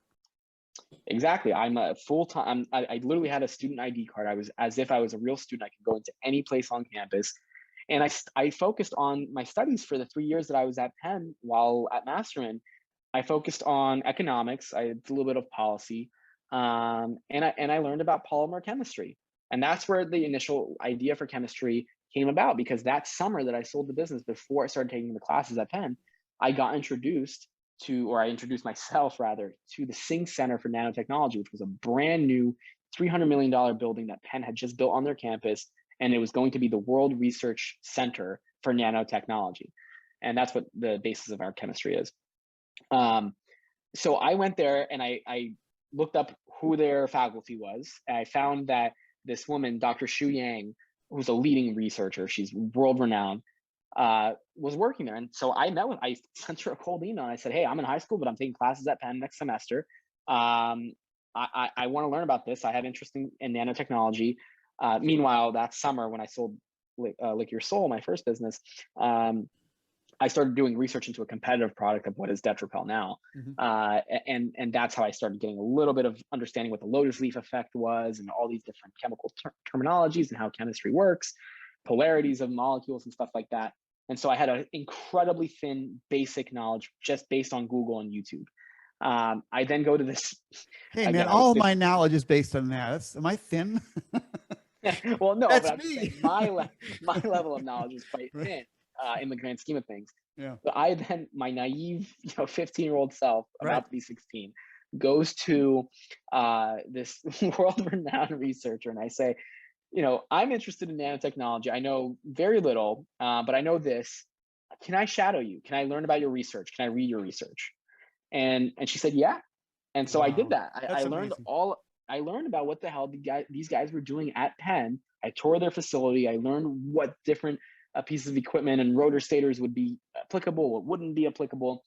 And eventually I then got introduced. I asked a bunch of my friends, all my friends were always older growing up. So I asked a couple of my college friends to introduce me to other people they knew. And I got introduced to this PhD student, top of his class at Drexel University in the chemistry department. And he became kind of like an informal advisor and allowed me to use his lab at his work. And then he also did it on his own time. And he would start researching these specific rutiles and products and molecules that we were going to be adding in. And so we eventually did get a lab scale product to work. We ended up finding something that would work and was performing very well. The problem was that as soon as we tried scaling up and manufacturing, and I went and found a toll filler or co-manufacturer, I found like 6 of them, one in Florida, one in the Carolinas, like all over the place. I went anywhere I could, even in PA where I was based out of. And I gave them all the same story. I said, hey, I'm in high school. I've got no money for you, but if you can produce it, I'll buy it. I can't pay for the startup costs or anything like that, but if you can make it, I'll buy it. And they all said, oh yeah, we can easily get this done. This is no problem. And for 5 years straight, and I'm not exaggerating, it was literally 5 years straight, we could never produce a single batch that was in a larger scale batch outside of a lab that worked. And so we went on this constant tear, reformulating. I hired all these reformulators. Did you know, were you able to follow up with them and see their process and know what was going wrong? How did you? No, and honestly, I think that's where some of the naivety came too, and lack of business experience. Today, like we just had this last week, we had a client who purchased a very unique product from us, custom made for them in record speed time. We did it in 30 days. Completely unique technology that has nothing to do with it was a UV blocker, UV inhibitor for upholstery fabrics. Nanoparticle. In combination with our repellent. They asked for that. We got it to them in 30 days with third-party testing. We did third-party testing to obviously validate that it worked. Right. Yeah, we did all of that in time. And we send it over. They get the drum, and they made it out to be like they're this huge fabric finisher in Atlanta and blah, blah, blah. They know what they're doing. They've done this for years. Turns out they don't know a fucking thing that they're doing. They don't even have the right equipment. So we send this to them thinking that they had everything. And we realize that it's their fault, but we're in it for the long term. We want a big relationship. We want their business to grow because ours will grow. So I went and had my chief research officer fly out, same day, there and back to Atlanta and spend the entire day with them and teach them not only how to apply our stuff, but how to apply their other crap that they're buying. And that's the investment that we were willing to make. So they basically like didn't have the right kind of like spray applicator or whatever it was they're using. They didn't have the right equipment, didn't know how to use it. They don't have anything. They don't even have a damn mixer to mix the damn drum. You have to mix any chemicals you get. You have to mix, right. Because there's sediment. Things fall out of solution when it's shipped. You have to at a very minimum mix it. They were using a paddle mixer, like a boat paddle, to mix it. Instead of just buying if you don't want to buy a real mixer head because they're a couple $1,000, fine. You could buy a drill attachment. Right. It's not that hard. You could buy one of those paint mixers. Every painter has one, right? On a big exactly. drill. Yeah. Yeah, exactly. So, and then they don't have the right application material, equipment for, they're called like stenter machines, where they have pads and they squeeze the excess out. The owner's complaining about how much he has to use because the price of the product is not cheap. And then we go there and we're telling him, we're looking at the apparatus. I didn't go, but my chief research officer went. He goes and he's looking at it. And he's like, you guys are not squeezing any of the product out. He's like, no, we don't squeeze any of the product out. We don't have any pads. And we're like, you're wasting chief research officer. My chief research officer is going, you're over here bitching about price. This is going to be 50% cheaper just by you squeezing. You're literally not. You're wasting an entire drum on like a couple hundred yards of fabric when it should be going for several thousand yards of fabric. Right. So, point is that. So you lost profit on that one drum. You didn't make money on that drum because you flew a guy down there, but you're in for the long haul. You want them to buy 1,000 drums or whatever. Yeah. No, we definitely lost money on the drum, but it's part of the process. It's part of the, and you know what? There are guinea pig. We now know what's going to work or what's not going to work with this formulation because this is a brand new formulation too. So it's just a cost of doing business, and it's a cost of, if you really believe in what you're doing, like I do. I really believe we can be a world leader in protective coatings. I believe that we can redefine the entire chemical industry to get away from fluorochemistry, because fluorochemicals are used in everything. What is the magic wonder thing that nanos are going to do for us besides the thing you already do, which is like repel stuff and what kind of things are like Marvel comic level cool shit that's coming down the line with nanoparticles? Well, everything now, everything's moving to nanoscale stuff, right? But think of, there's so many different industries. I'll name a few off the top of my head. First, I'll mention one that we're actually in currently, which is food packaging. So when you go to Chipotle or Sweetgreen or any of these quick serve restaurants, QSRs, and fast food restaurants like Burger King and McDonald's, you'll notice you get either a piece of cardboard or a molded fiber pulp is what it's called. Those trays that you eat your food in. Or in Burger King or McDonald's, you get this paper that is wrapped around your burger or the cardboard box. Right. That's all paper. What do we know about paper? Paper is soluble. If you put it in combination with water or oil, it'll lose its structural properties and it'll kind of break apart. So everyone's eaten the white paper in an Italian beef sandwich. They know what that's like. You eat the paper exactly dissolves in the sandwich. Yeah. Exactly. And so there are two main things used in the industry. It used to be that wax coatings were used to line all of that stuff so that the water and grease would not go through the paper. Right. Then at some point they realized, because wax is a pain in the ass to deal with, it's expensive, it's hard to apply, and it's just a dirty process, and it's not safe either. But, or at least it's safer than most things, but it's not the best ideal solution. Eventually that changed into fluorochemicals. PFAS chemicals were the main thing that were used in all these molded fiber bowls and all these different food packaging. And so you've had major companies like Burger King, Chipotle, and Sweetgreen all announce that by 2025 or whatever the year was, but most of them are 2025, they're all going to be PFAS free in their food packaging, which is amazing, except it's nearly impossible to do that because the technology is not, it's just not there yet. So what I ended up realizing is, for us, we can be the coating for all the food packaging. And that's kind of what we're working on now, beyond that, I mean, we have flame retardant coatings, which is also for textiles, but that's something that, I guess could be like Marvel, like where you light That's something on pretty fire. Iron Man shit right there. So basically, Yeah. you could have my shirt could be like you could blow a flame like a blowtorch in my shirt and it'd be just like repelling it off. And, It'd be fireproof. Yeah. very Batman. Very Batman. That's DC. Yeah, absolutely. Right. And there are fireproof coatings, but again, they're all fluorinated, and all of the firefighting foam is fluorinated. And that's a massive contention right now with the U.S. military, because all military bases are major polluters of PFAS. Right. There's a major bill that just came out that's trying to classify all the military bases as toxic sites. Explain to us. I haven't had you do this yet. Just 13-second pitch there. What is a nanoparticle? Literally just a regular size particle that is on a nano size, which means it's so small it's not even visible to the naked eye. You usually need a microscope to see it. And what makes nanoparticles so special? Well, the main thing is that they're so small, yet they're so effective. So in a traditional chemical product, depending on what kind of chemistry you use, I'll go back, like, let's say 30, 40 years ago, or even 20 years ago. Traditional chemistry would use, like, a paint is, I don't know, paint's not my industry, so I'm not actually confident of this number, but most chemistries are like 50% active and then 50% their solvent, which could be water or usually an alcohol. Right. And then at some point, some chemistries are higher concentration, some are lower, but you usually have a good amount of, I'll call it solids, active materials in the actual formulation. When fluorochemicals got introduced to the mainstream market and used in absolutely everything, including cosmetics and literally everything that you can think of, what you start to realize is that fluorochemicals only need about 2% of solids, maybe even 1%, depending on the type of fluorochemical. So you have a massive decrease in solids, making it incredibly efficient and cheap to make this chemistry. But at the same time, it's so durable and it works better than most of the 50% active shit that's out there. So nanoparticles, which also can be fluorinated, there are fluorinated nanotechnologies.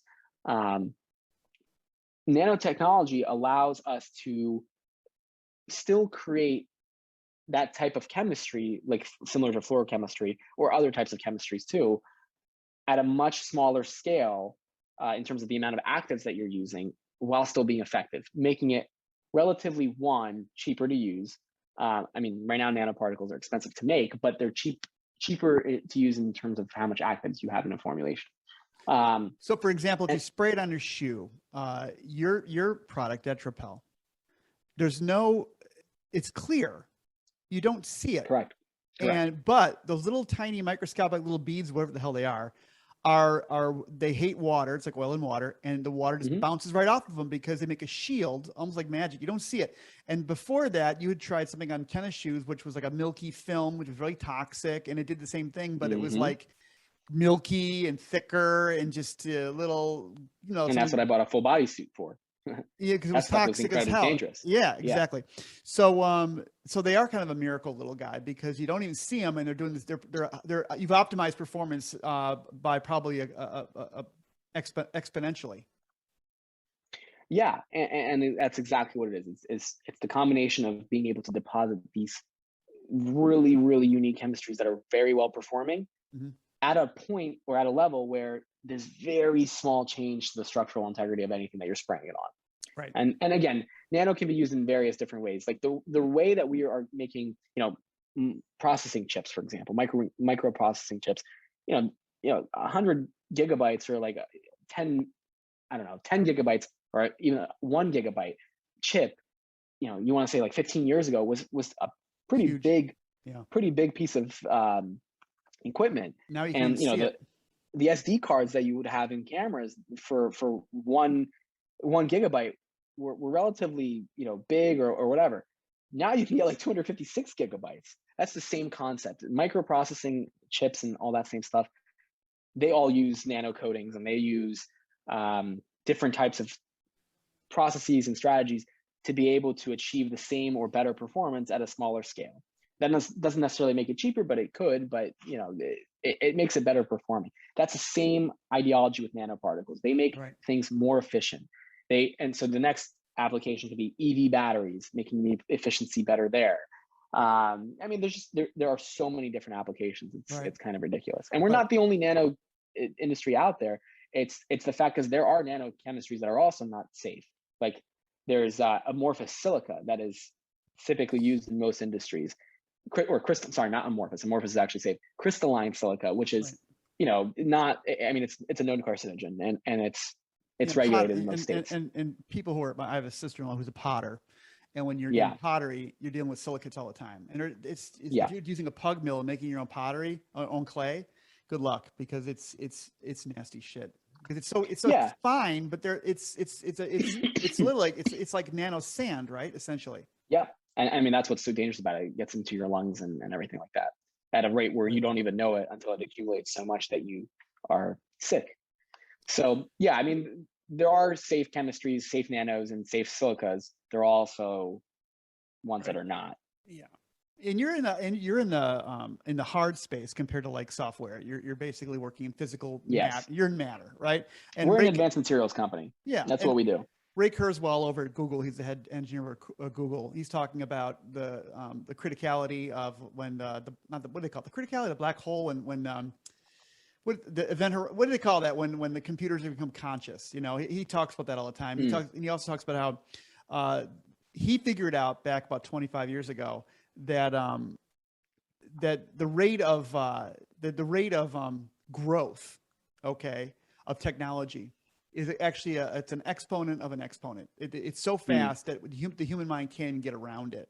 And I think that and that's why we're seeing so much emergent stuff happening that we can't account for. And I think it's probably a similar revolution. What do you think is happening with physical chemistry, what you're doing? Like the results in the next 10 years are going to be things we probably couldn't even believe would be possible. It seems like that's where we're headed.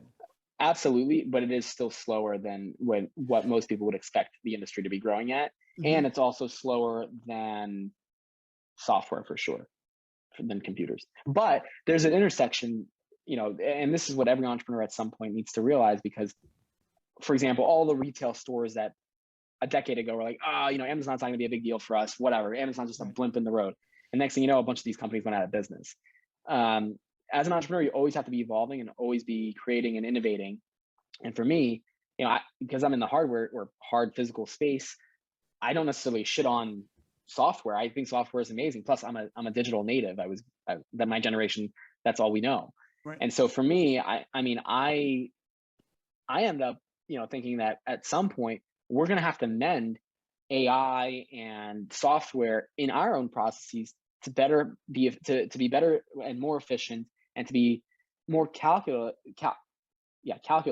of how we're going to do certain things. So we can use, for example, mathematical equations to understand what molecular weights and formulas of molecules are going to work together and are not going to work together. We've done that already.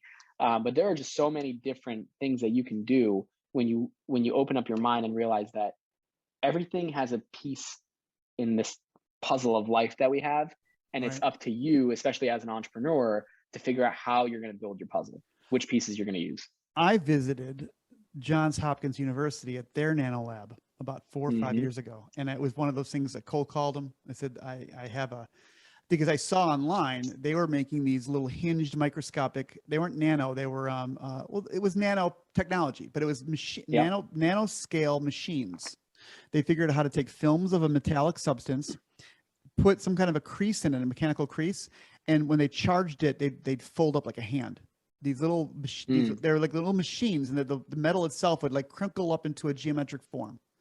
I said, that's what we do at the toy level, where we have these hinged things that look just like your shit. So can I come over and show you? Like, yeah, let me see. They love the videos. So we go over there, and they loved it. They wanted us to give them all our toys. They just loved them because but then they said, well, could you make these very, very, very small? I'm like, no, that's what you do. I don't make nano toy. They wanted me to make the nano toy because they're like, no, that's why I'm talking to you. He goes, yeah, we don't know how to make these really small. Like that's all. That was my frustration working with academics. Is it's like, at some level, they're really smart, but another level, there's like there's where that ends, right? Where like they don't see the field for the tree for the forest kind of thing. You worked Yeah. with academia. Did you have a similar kind of problem, or did they slow Yeah, roll shit? absolutely.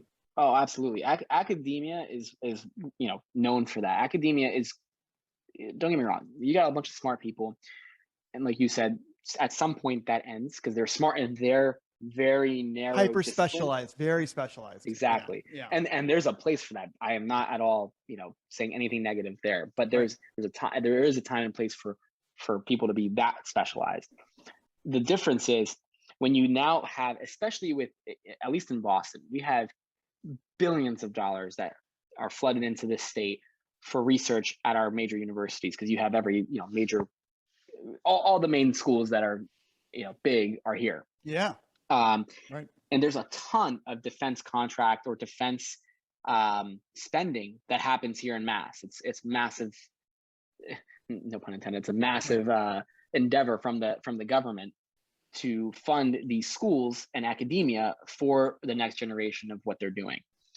In fact, we're looking at government contracts, and I was recently at an event at the University of Massachusetts Lowell, which is a very big state school here, and they have all types of different research that's going on. Nanotech, they have a nanotechnology facility. They have a lot. And it's a state-of-the-art piece of facility. I was there for this event for DevCom, which is a sub branch of the U.S. government, and how they fund certain companies to do things for them on the research side, because we have applications there as well. And so there was this guy who actually is the director of the DevCom task force that is funding and then bringing in all these technologies for real life applications. And we got this tour of the facility. We went to their advanced robotics section. We went to their additive manufacturing section, which is all 3D printing and all this other stuff. And he was so critical. I happened to be in his group. He was so critical of every academic that spoke there. He kept asking these questions. So for example, we were in the robotics section, and they were making these exoskeletons. They were testing these exoskeletons that would help soldiers artificially lighten their load and help them, manage through hard terrain. So these guys are doing testing, the university and the group, these students and this one academic professor, they're doing this testing on this terrain. They built their own ramps and steps and whatnot, and they're running and walking in this exoskeleton, trying to figure out the right levels and read the properties and whatnot. And the guy from DevCom goes, "So what's the weight that you guys are using when you're doing all these tests? What's this supposed to work at?" And the guy goes, 90 pounds or something like that, or 110 pounds or something like that. And the DEFCON guy goes, "Yeah, I mean, you guys realize that this is going to be completely useless for the military then, even though this is for the military, because no soldier carries 90 or 110 pounds. We're all carrying 140. Jesus. And on top of that, you're testing. Have you tested? You're testing these terrains, but this is all flat level terrain. Have you done any testing, or is there plans to do testing at any other standard or method?" And he goes, "Oh, well, we're testing to the ASTM standard, the global testing standard." Yeah, there's ASTM, AATCC, everything. So ASTM is the one that they're using. They're like, we're testing to ASTM standards. And he's like, "Let me ask you something. When was this ASTM standard written, and for who?" And the guy goes, "Oh, I don't know." And he's like, "Yeah, this was probably written 20 years ago. It wasn't even for the U.S. government. It was for some company to prove or say that their stuff is better than the competition." And everyone in hard sciences shits on these third-party test standards because they don't mean anything or work or anything like that, and they're rigged, to be honest, in many different ways. So no one in the professional setting appreciates these test standards. Only academia does. And so this guy's being super critical, and he's talking about have you tested this, or are there plans to test this in 10,000 or 13,000 foot elevation at the same time, then also going down to 6,000 feet of elevation? Because when I was in Afghanistan, I went, blah, blah, blah. So he's given this experience of the guy's kind of a deer in headlights, this PhD guy, right? He's doesn't know what the fuck to do or to say or whatever.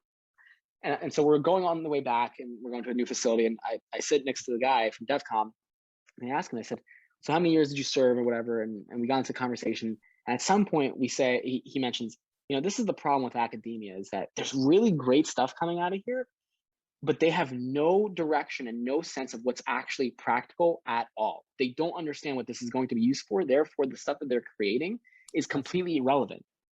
And that's where you have the common, I think, in my opinion, the common discourse in modern day politics or modern day discussions in general around everything, where you have academia or experts in their domain that are incredibly hyper focused on one aspect of what they're doing, and they don't realize, or people don't realize, that that's all they know, and it might not actually be applicable or practical in everyday life. Doesn't it even happen where it shouldn't? Like when you go to these business seminars and you get these guys, they speak this new, because what I find is in academia, what they do is like Tower of Babel. They end up creating their own language that only they can speak. And they write in journals where only they publish, and then they don't even read them. Right. So they create these incredibly difficult vernacular. And even in business, they come up with jargon. And that you feel like, oh God, if I don't know what crunch is, and if I don't know what churn is, this is all the jargon that business people use, right? You feel like a fucking idiot. And then you realize, you know what? They don't go, these guys aren't going beyond their PowerPoint. They are the PowerPoint. And it's like, they are the PowerPoint. Yeah, they are the PowerPoint. And so I had to learn that the hard way. I was like, it's tough. I mean, that's I think the current landscape that we're in. It's tough to navigate and tough to understand what's real, who's real, and what's actually valuable. And that's one of the best pieces of advice I think I ever learned from. There's a famous VC that I read I read some articles he wrote years ago. His name is the firm is Khosla Ventures. He's one of the most known VCs in the world. And he says one of the most critical points or critical things for any entrepreneur to succeed is to know who and when to take who from and when to take certain advice. No kidding. That's what I would ask all the time is, can't we just talk to somebody who knows how to do this shit? Because we were starting a business and we didn't know anything. Like, isn't there like somewhere I can go and just talk to this woman or this man and they know how to do this? And like, if that was an easy thing, that there'd be some trillionaires out there who are doing it, right? Because it's not that easy. Every business is different.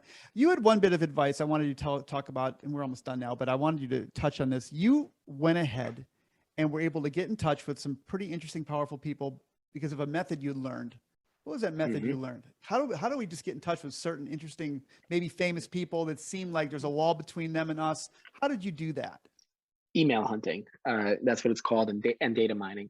I learned very early on from one of the partners at First Round Capital. He wrote an article called "The Art of Email," or the art of I forget what it's. I have to remember, but his name is Chris Fralick. He's a great guy. I met him. He ended up speaking at Forbes about, it was called "How to Get a Hold of the Busiest People You Know."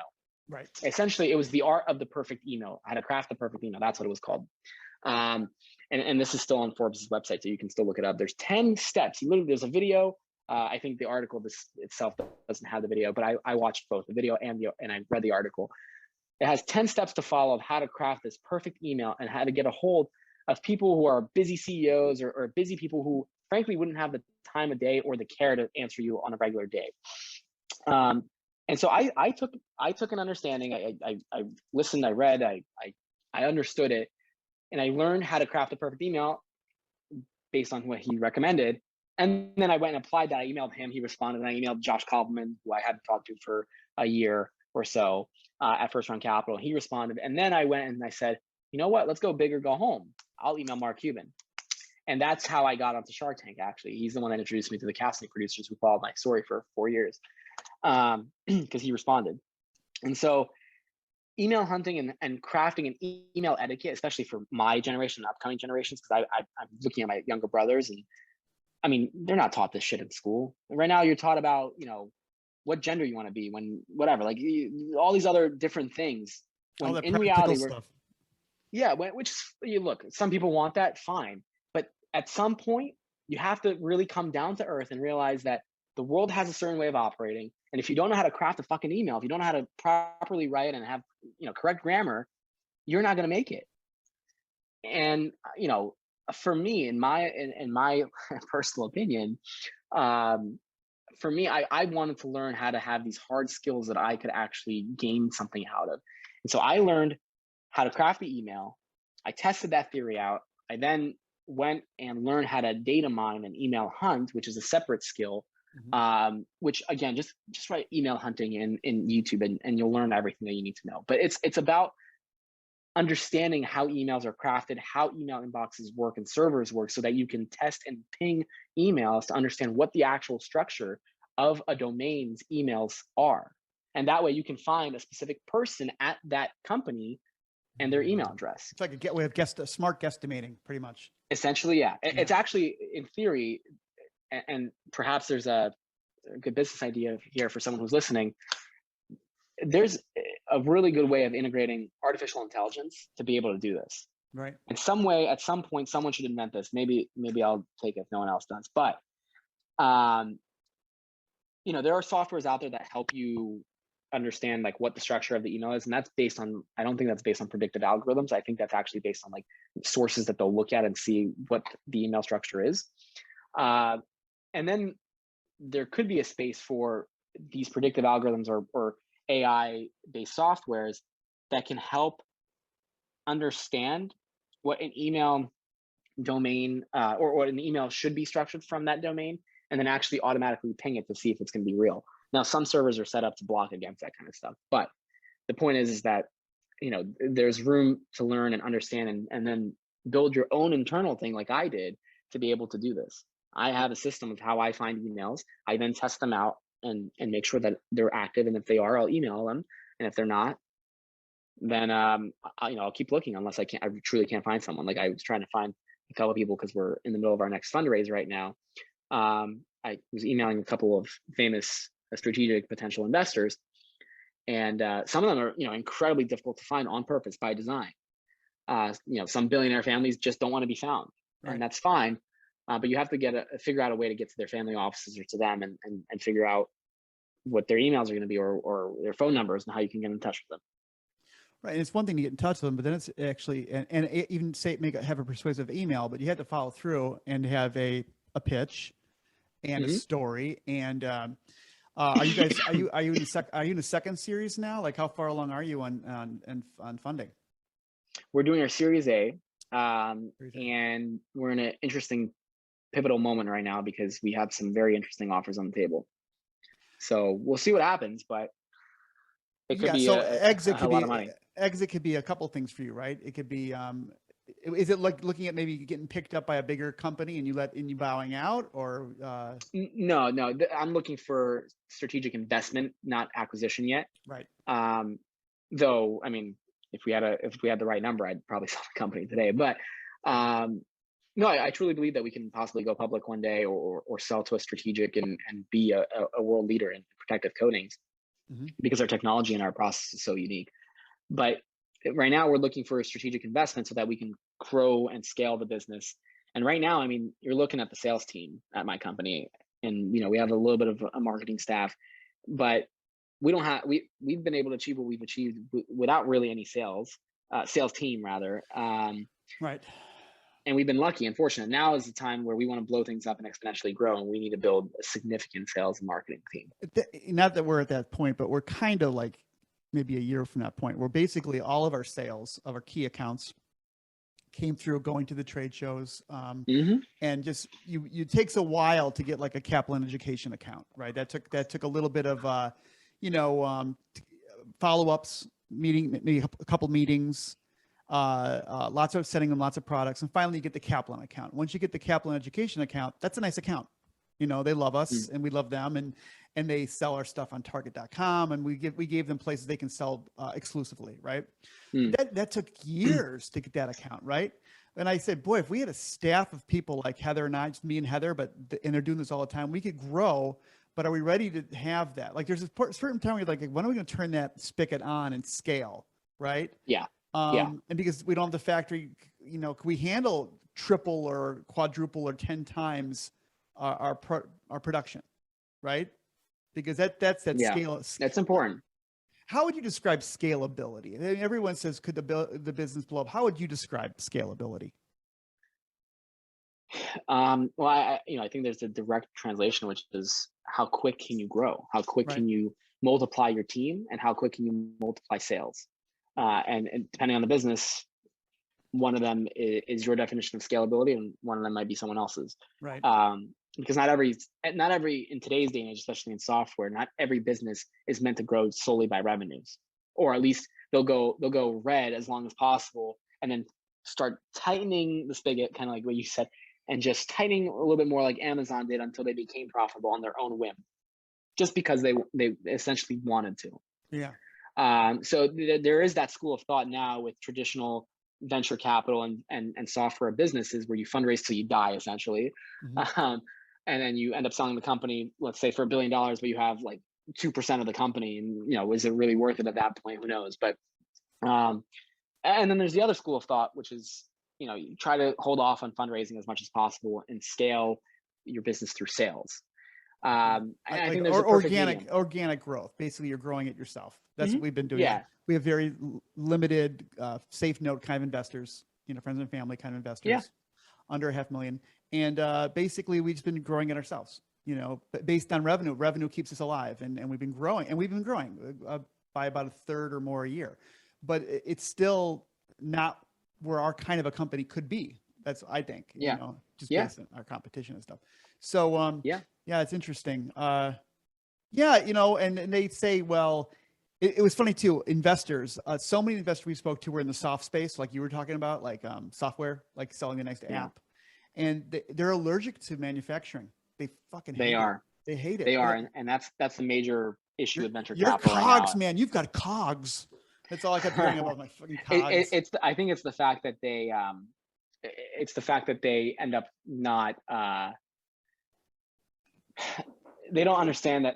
Well, and it's true. I mean, in their mind, scalability is being able to snap your fingers and ramp up to 1,000 customers. You've gone viral.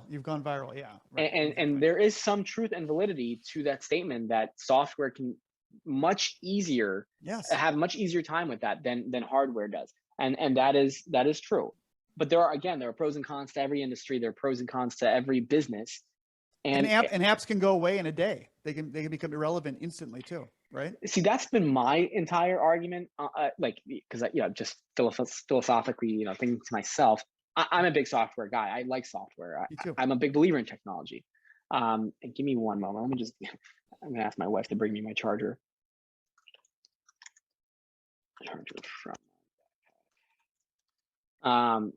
My computer's about to die. But so I think for us, or for me at least, because I'm a big tech guy, I understand the benefits of the technology. I understand why VCs can think they're that way.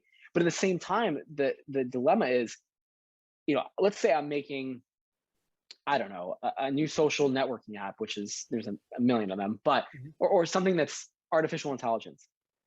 Literally, what stops Google, Facebook, Instagram, any one of these massive multi-billion-dollar companies to snap their fingers, have their massive teams of engineers come in and do something similar within the next 2 weeks? Right. Why is that any different? How is that IP any different than the IP that we get challenged on?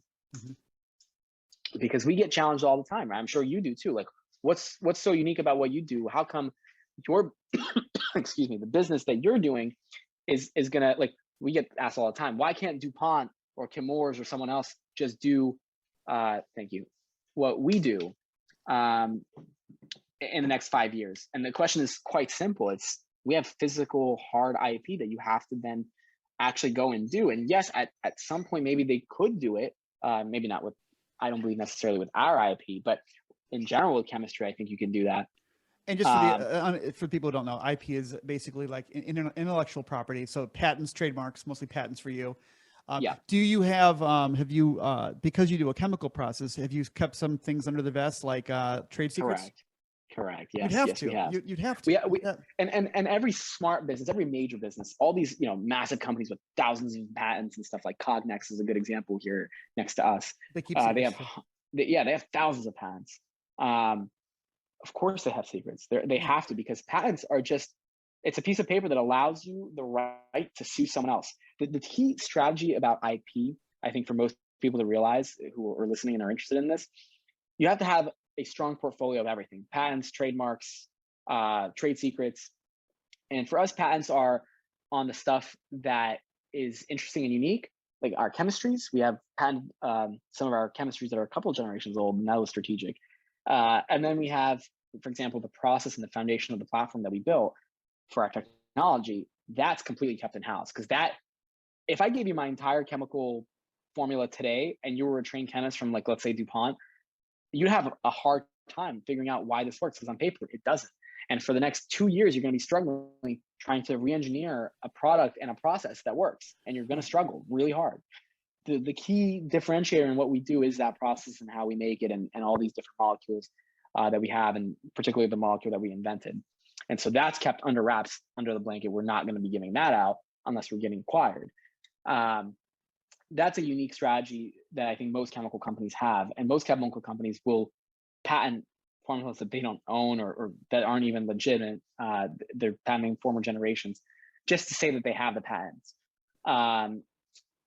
For some companies, it depends on the strategy that you have, but if you're going to be filing for a patent or for some sort of IP like a trademark, the next key component of that is, it's one thing to file.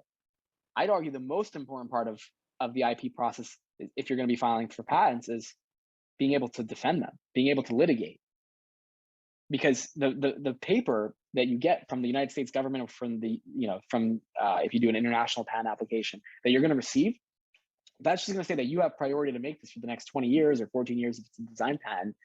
But the reality is, you think Joe Schmo, or I guess that wouldn't be the name, from China is gonna give a shit about your patent? They absolutely do not. And the Chinese patent office is not going to help you prosecute there. So the reality is, you have to have some big bucks at stake to make sure that you can litigate against the giants who are going to steal your IP. And they do that all the time. Sherwin-Williams, Rust-Oleum, two of the largest multi-billion-dollar paints and coatings industry companies that are not in my space, but in a similar space, are literally known for that. That's how their business was built. They'd steal IP and they'd say, "Welcome to our team of lawyers. Good luck." Right. So how have you prepared? Do you have like a little war chest ready to go, or what do you do? Well, for our patents, like I said, we strategically patented certain things, like multiple generations old chemistry, that even if you had today, you wouldn't be able to make it work from a chemical standpoint. Right. And if you did get to work from a chemical standpoint, then okay, fine. What do you do on the process side? Because that's the real IP. That's kept in house. So that part, keep secrets. Right. Yeah, that you have to have a combination, and a very wealthy combination of IP. It has to be multiple different strategies. Right. That's really interesting. But the difference between a hardware company like this and a software company is that, we do have that ability to have physical secrets and physical properties. With software, you do too, in the sense that you have your code, but any talented coder can make, whether it's the same line of code or a variation of the code, because there are multiple languages to code in, right, the same exact thing. So in terms of the patent, Thomas Jefferson famously started the patent office, and now there's problems with the patent office. They have a new court inside the patent office. It's basically rubber stamping people who are challenging patents. It's going to be harder now for manufacturers and inventors to protect themselves, because there's like end runs.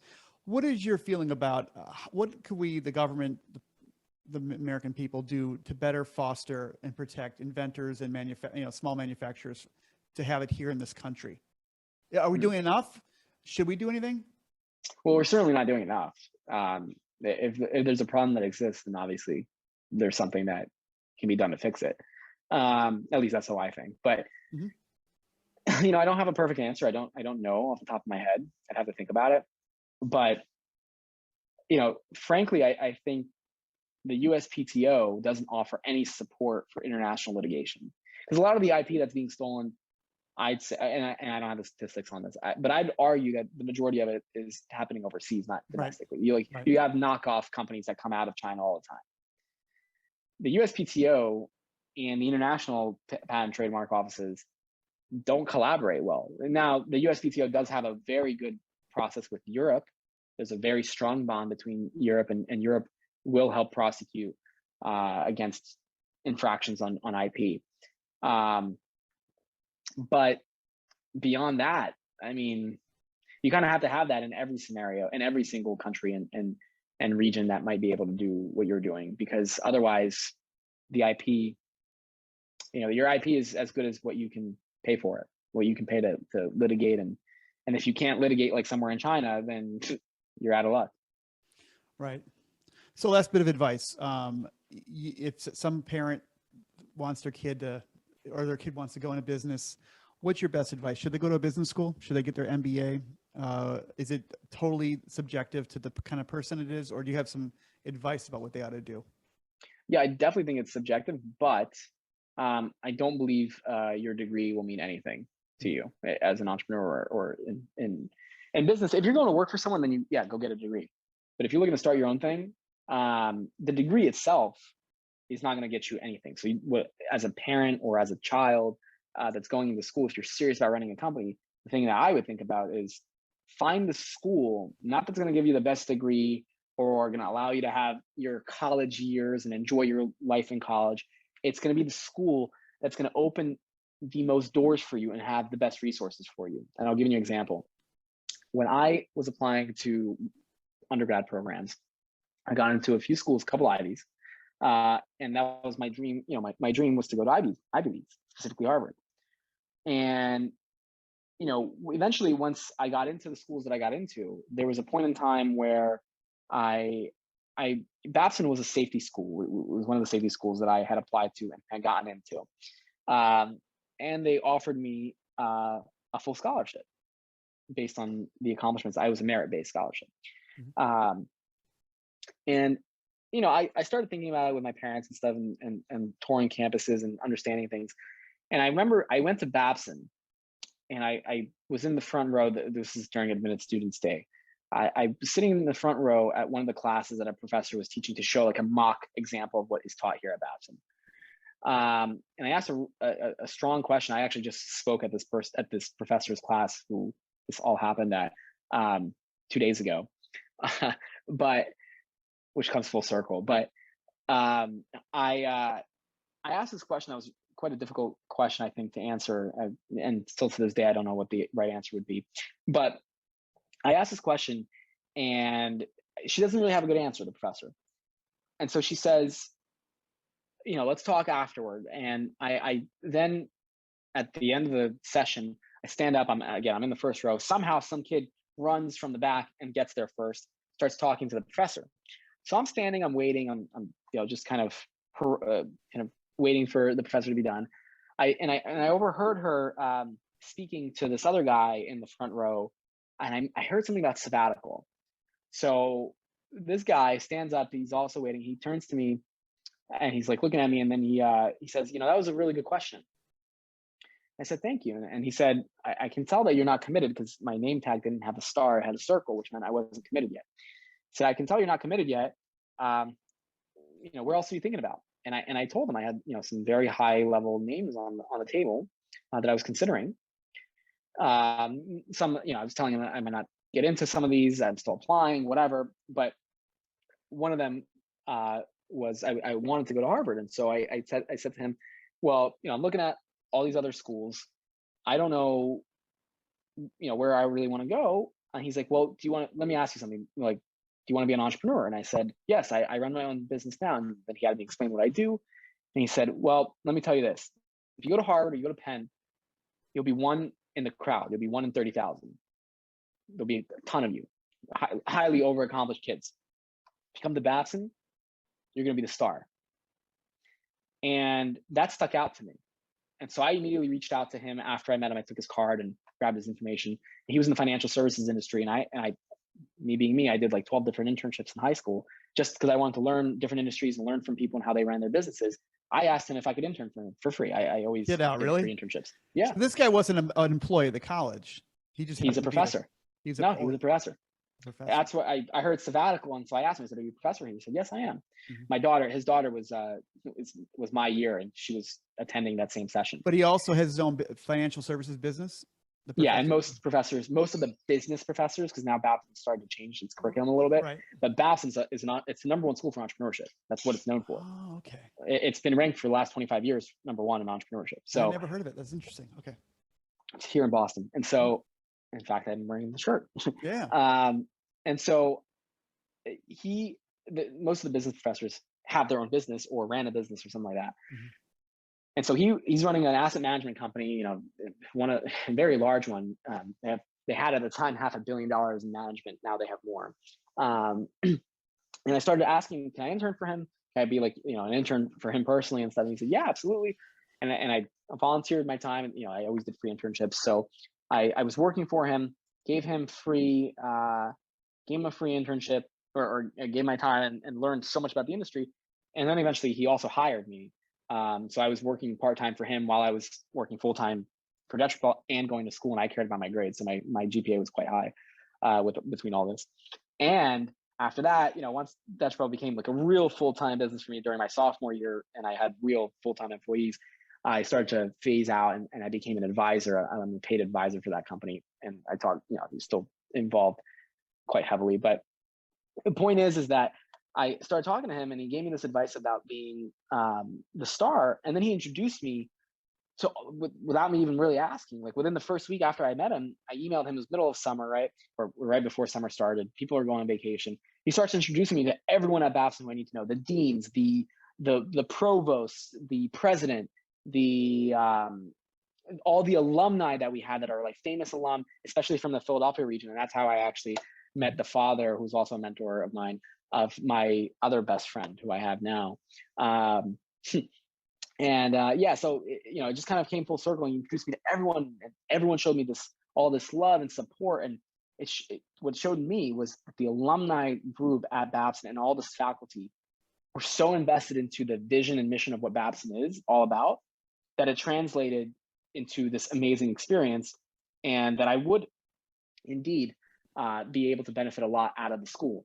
And so I decided to commit. I got a full scholarship. All the alum and all that, like, they gave me all these resources, helped me with all these different things immediately without me asking for anything. And I realized that this was going to be the school for me. And so I ultimately committed, and I was the star of the school for 4 years. I was the only one running like a revenue generating business while in undergrad that was doing quite well. And I took advantage of absolutely everything. I milked the school for everything it had. I won all the business plan competitions. I won everything I could. I took advantage of it all. So my best piece of advice to any parent or student is, you go to a school that's not going to give you the best necessarily degree, but have the best connections and the best resources that they're willing to go out of their way and actually give to you. Because most schools will not do that. Most schools will not do what Babson did for me, and actually go out of their way to introduce me to all these different people and anyone that may or may not be of help. And the alumni is quite strong at Babson. So I'm a big proponent of Babson.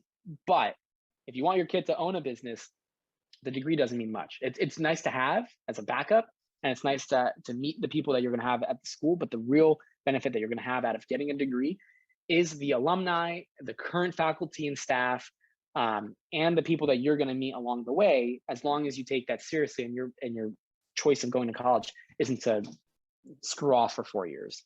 No, that's a great answer. Hey man, I've taken more than 2 hours of your time. Is this a new wife you have now? Are you married now? I am married now. Were you married back in Memphis a couple years ago? Were you married 2019? Then? No, I got married last year. Oh, congratulations.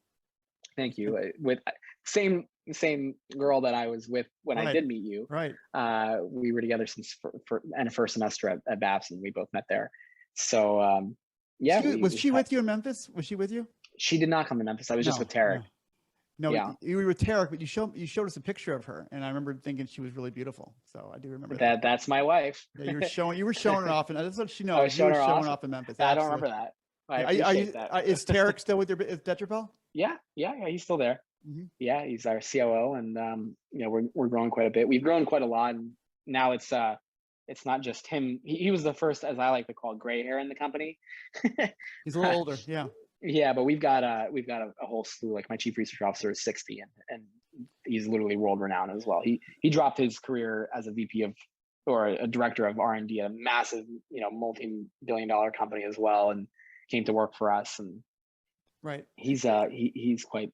It seems like, for being as young as you are, it seems like you, and I think a lot of young people are kind of allergic to old people in your generation. That you don't suffer. You don't suffer from that. I don't think you seem to have. No, I don't care how old someone is. I have friends that are younger than me, and I have friends that are older than me. Yeah, Yeah. I just care about the quality of the person. I don't give a damn about the age, because frankly, I never fit into that mold either. I was well beyond my years from, being a preteen. Right. Right. Right. Well, I'm not going to keep you anymore. I could talk to you for all day, but maybe we'll come on again. Something maybe will happen this Let's next do it. year and we'll do it again. And you have a great weekend, sir. And say hi to your wife for me, and I'll catch you on the other side. You too. Thank you. I appreciate it. Absolutely. This is I fun. appreciate it. Thanks. Thank you. Bye-bye.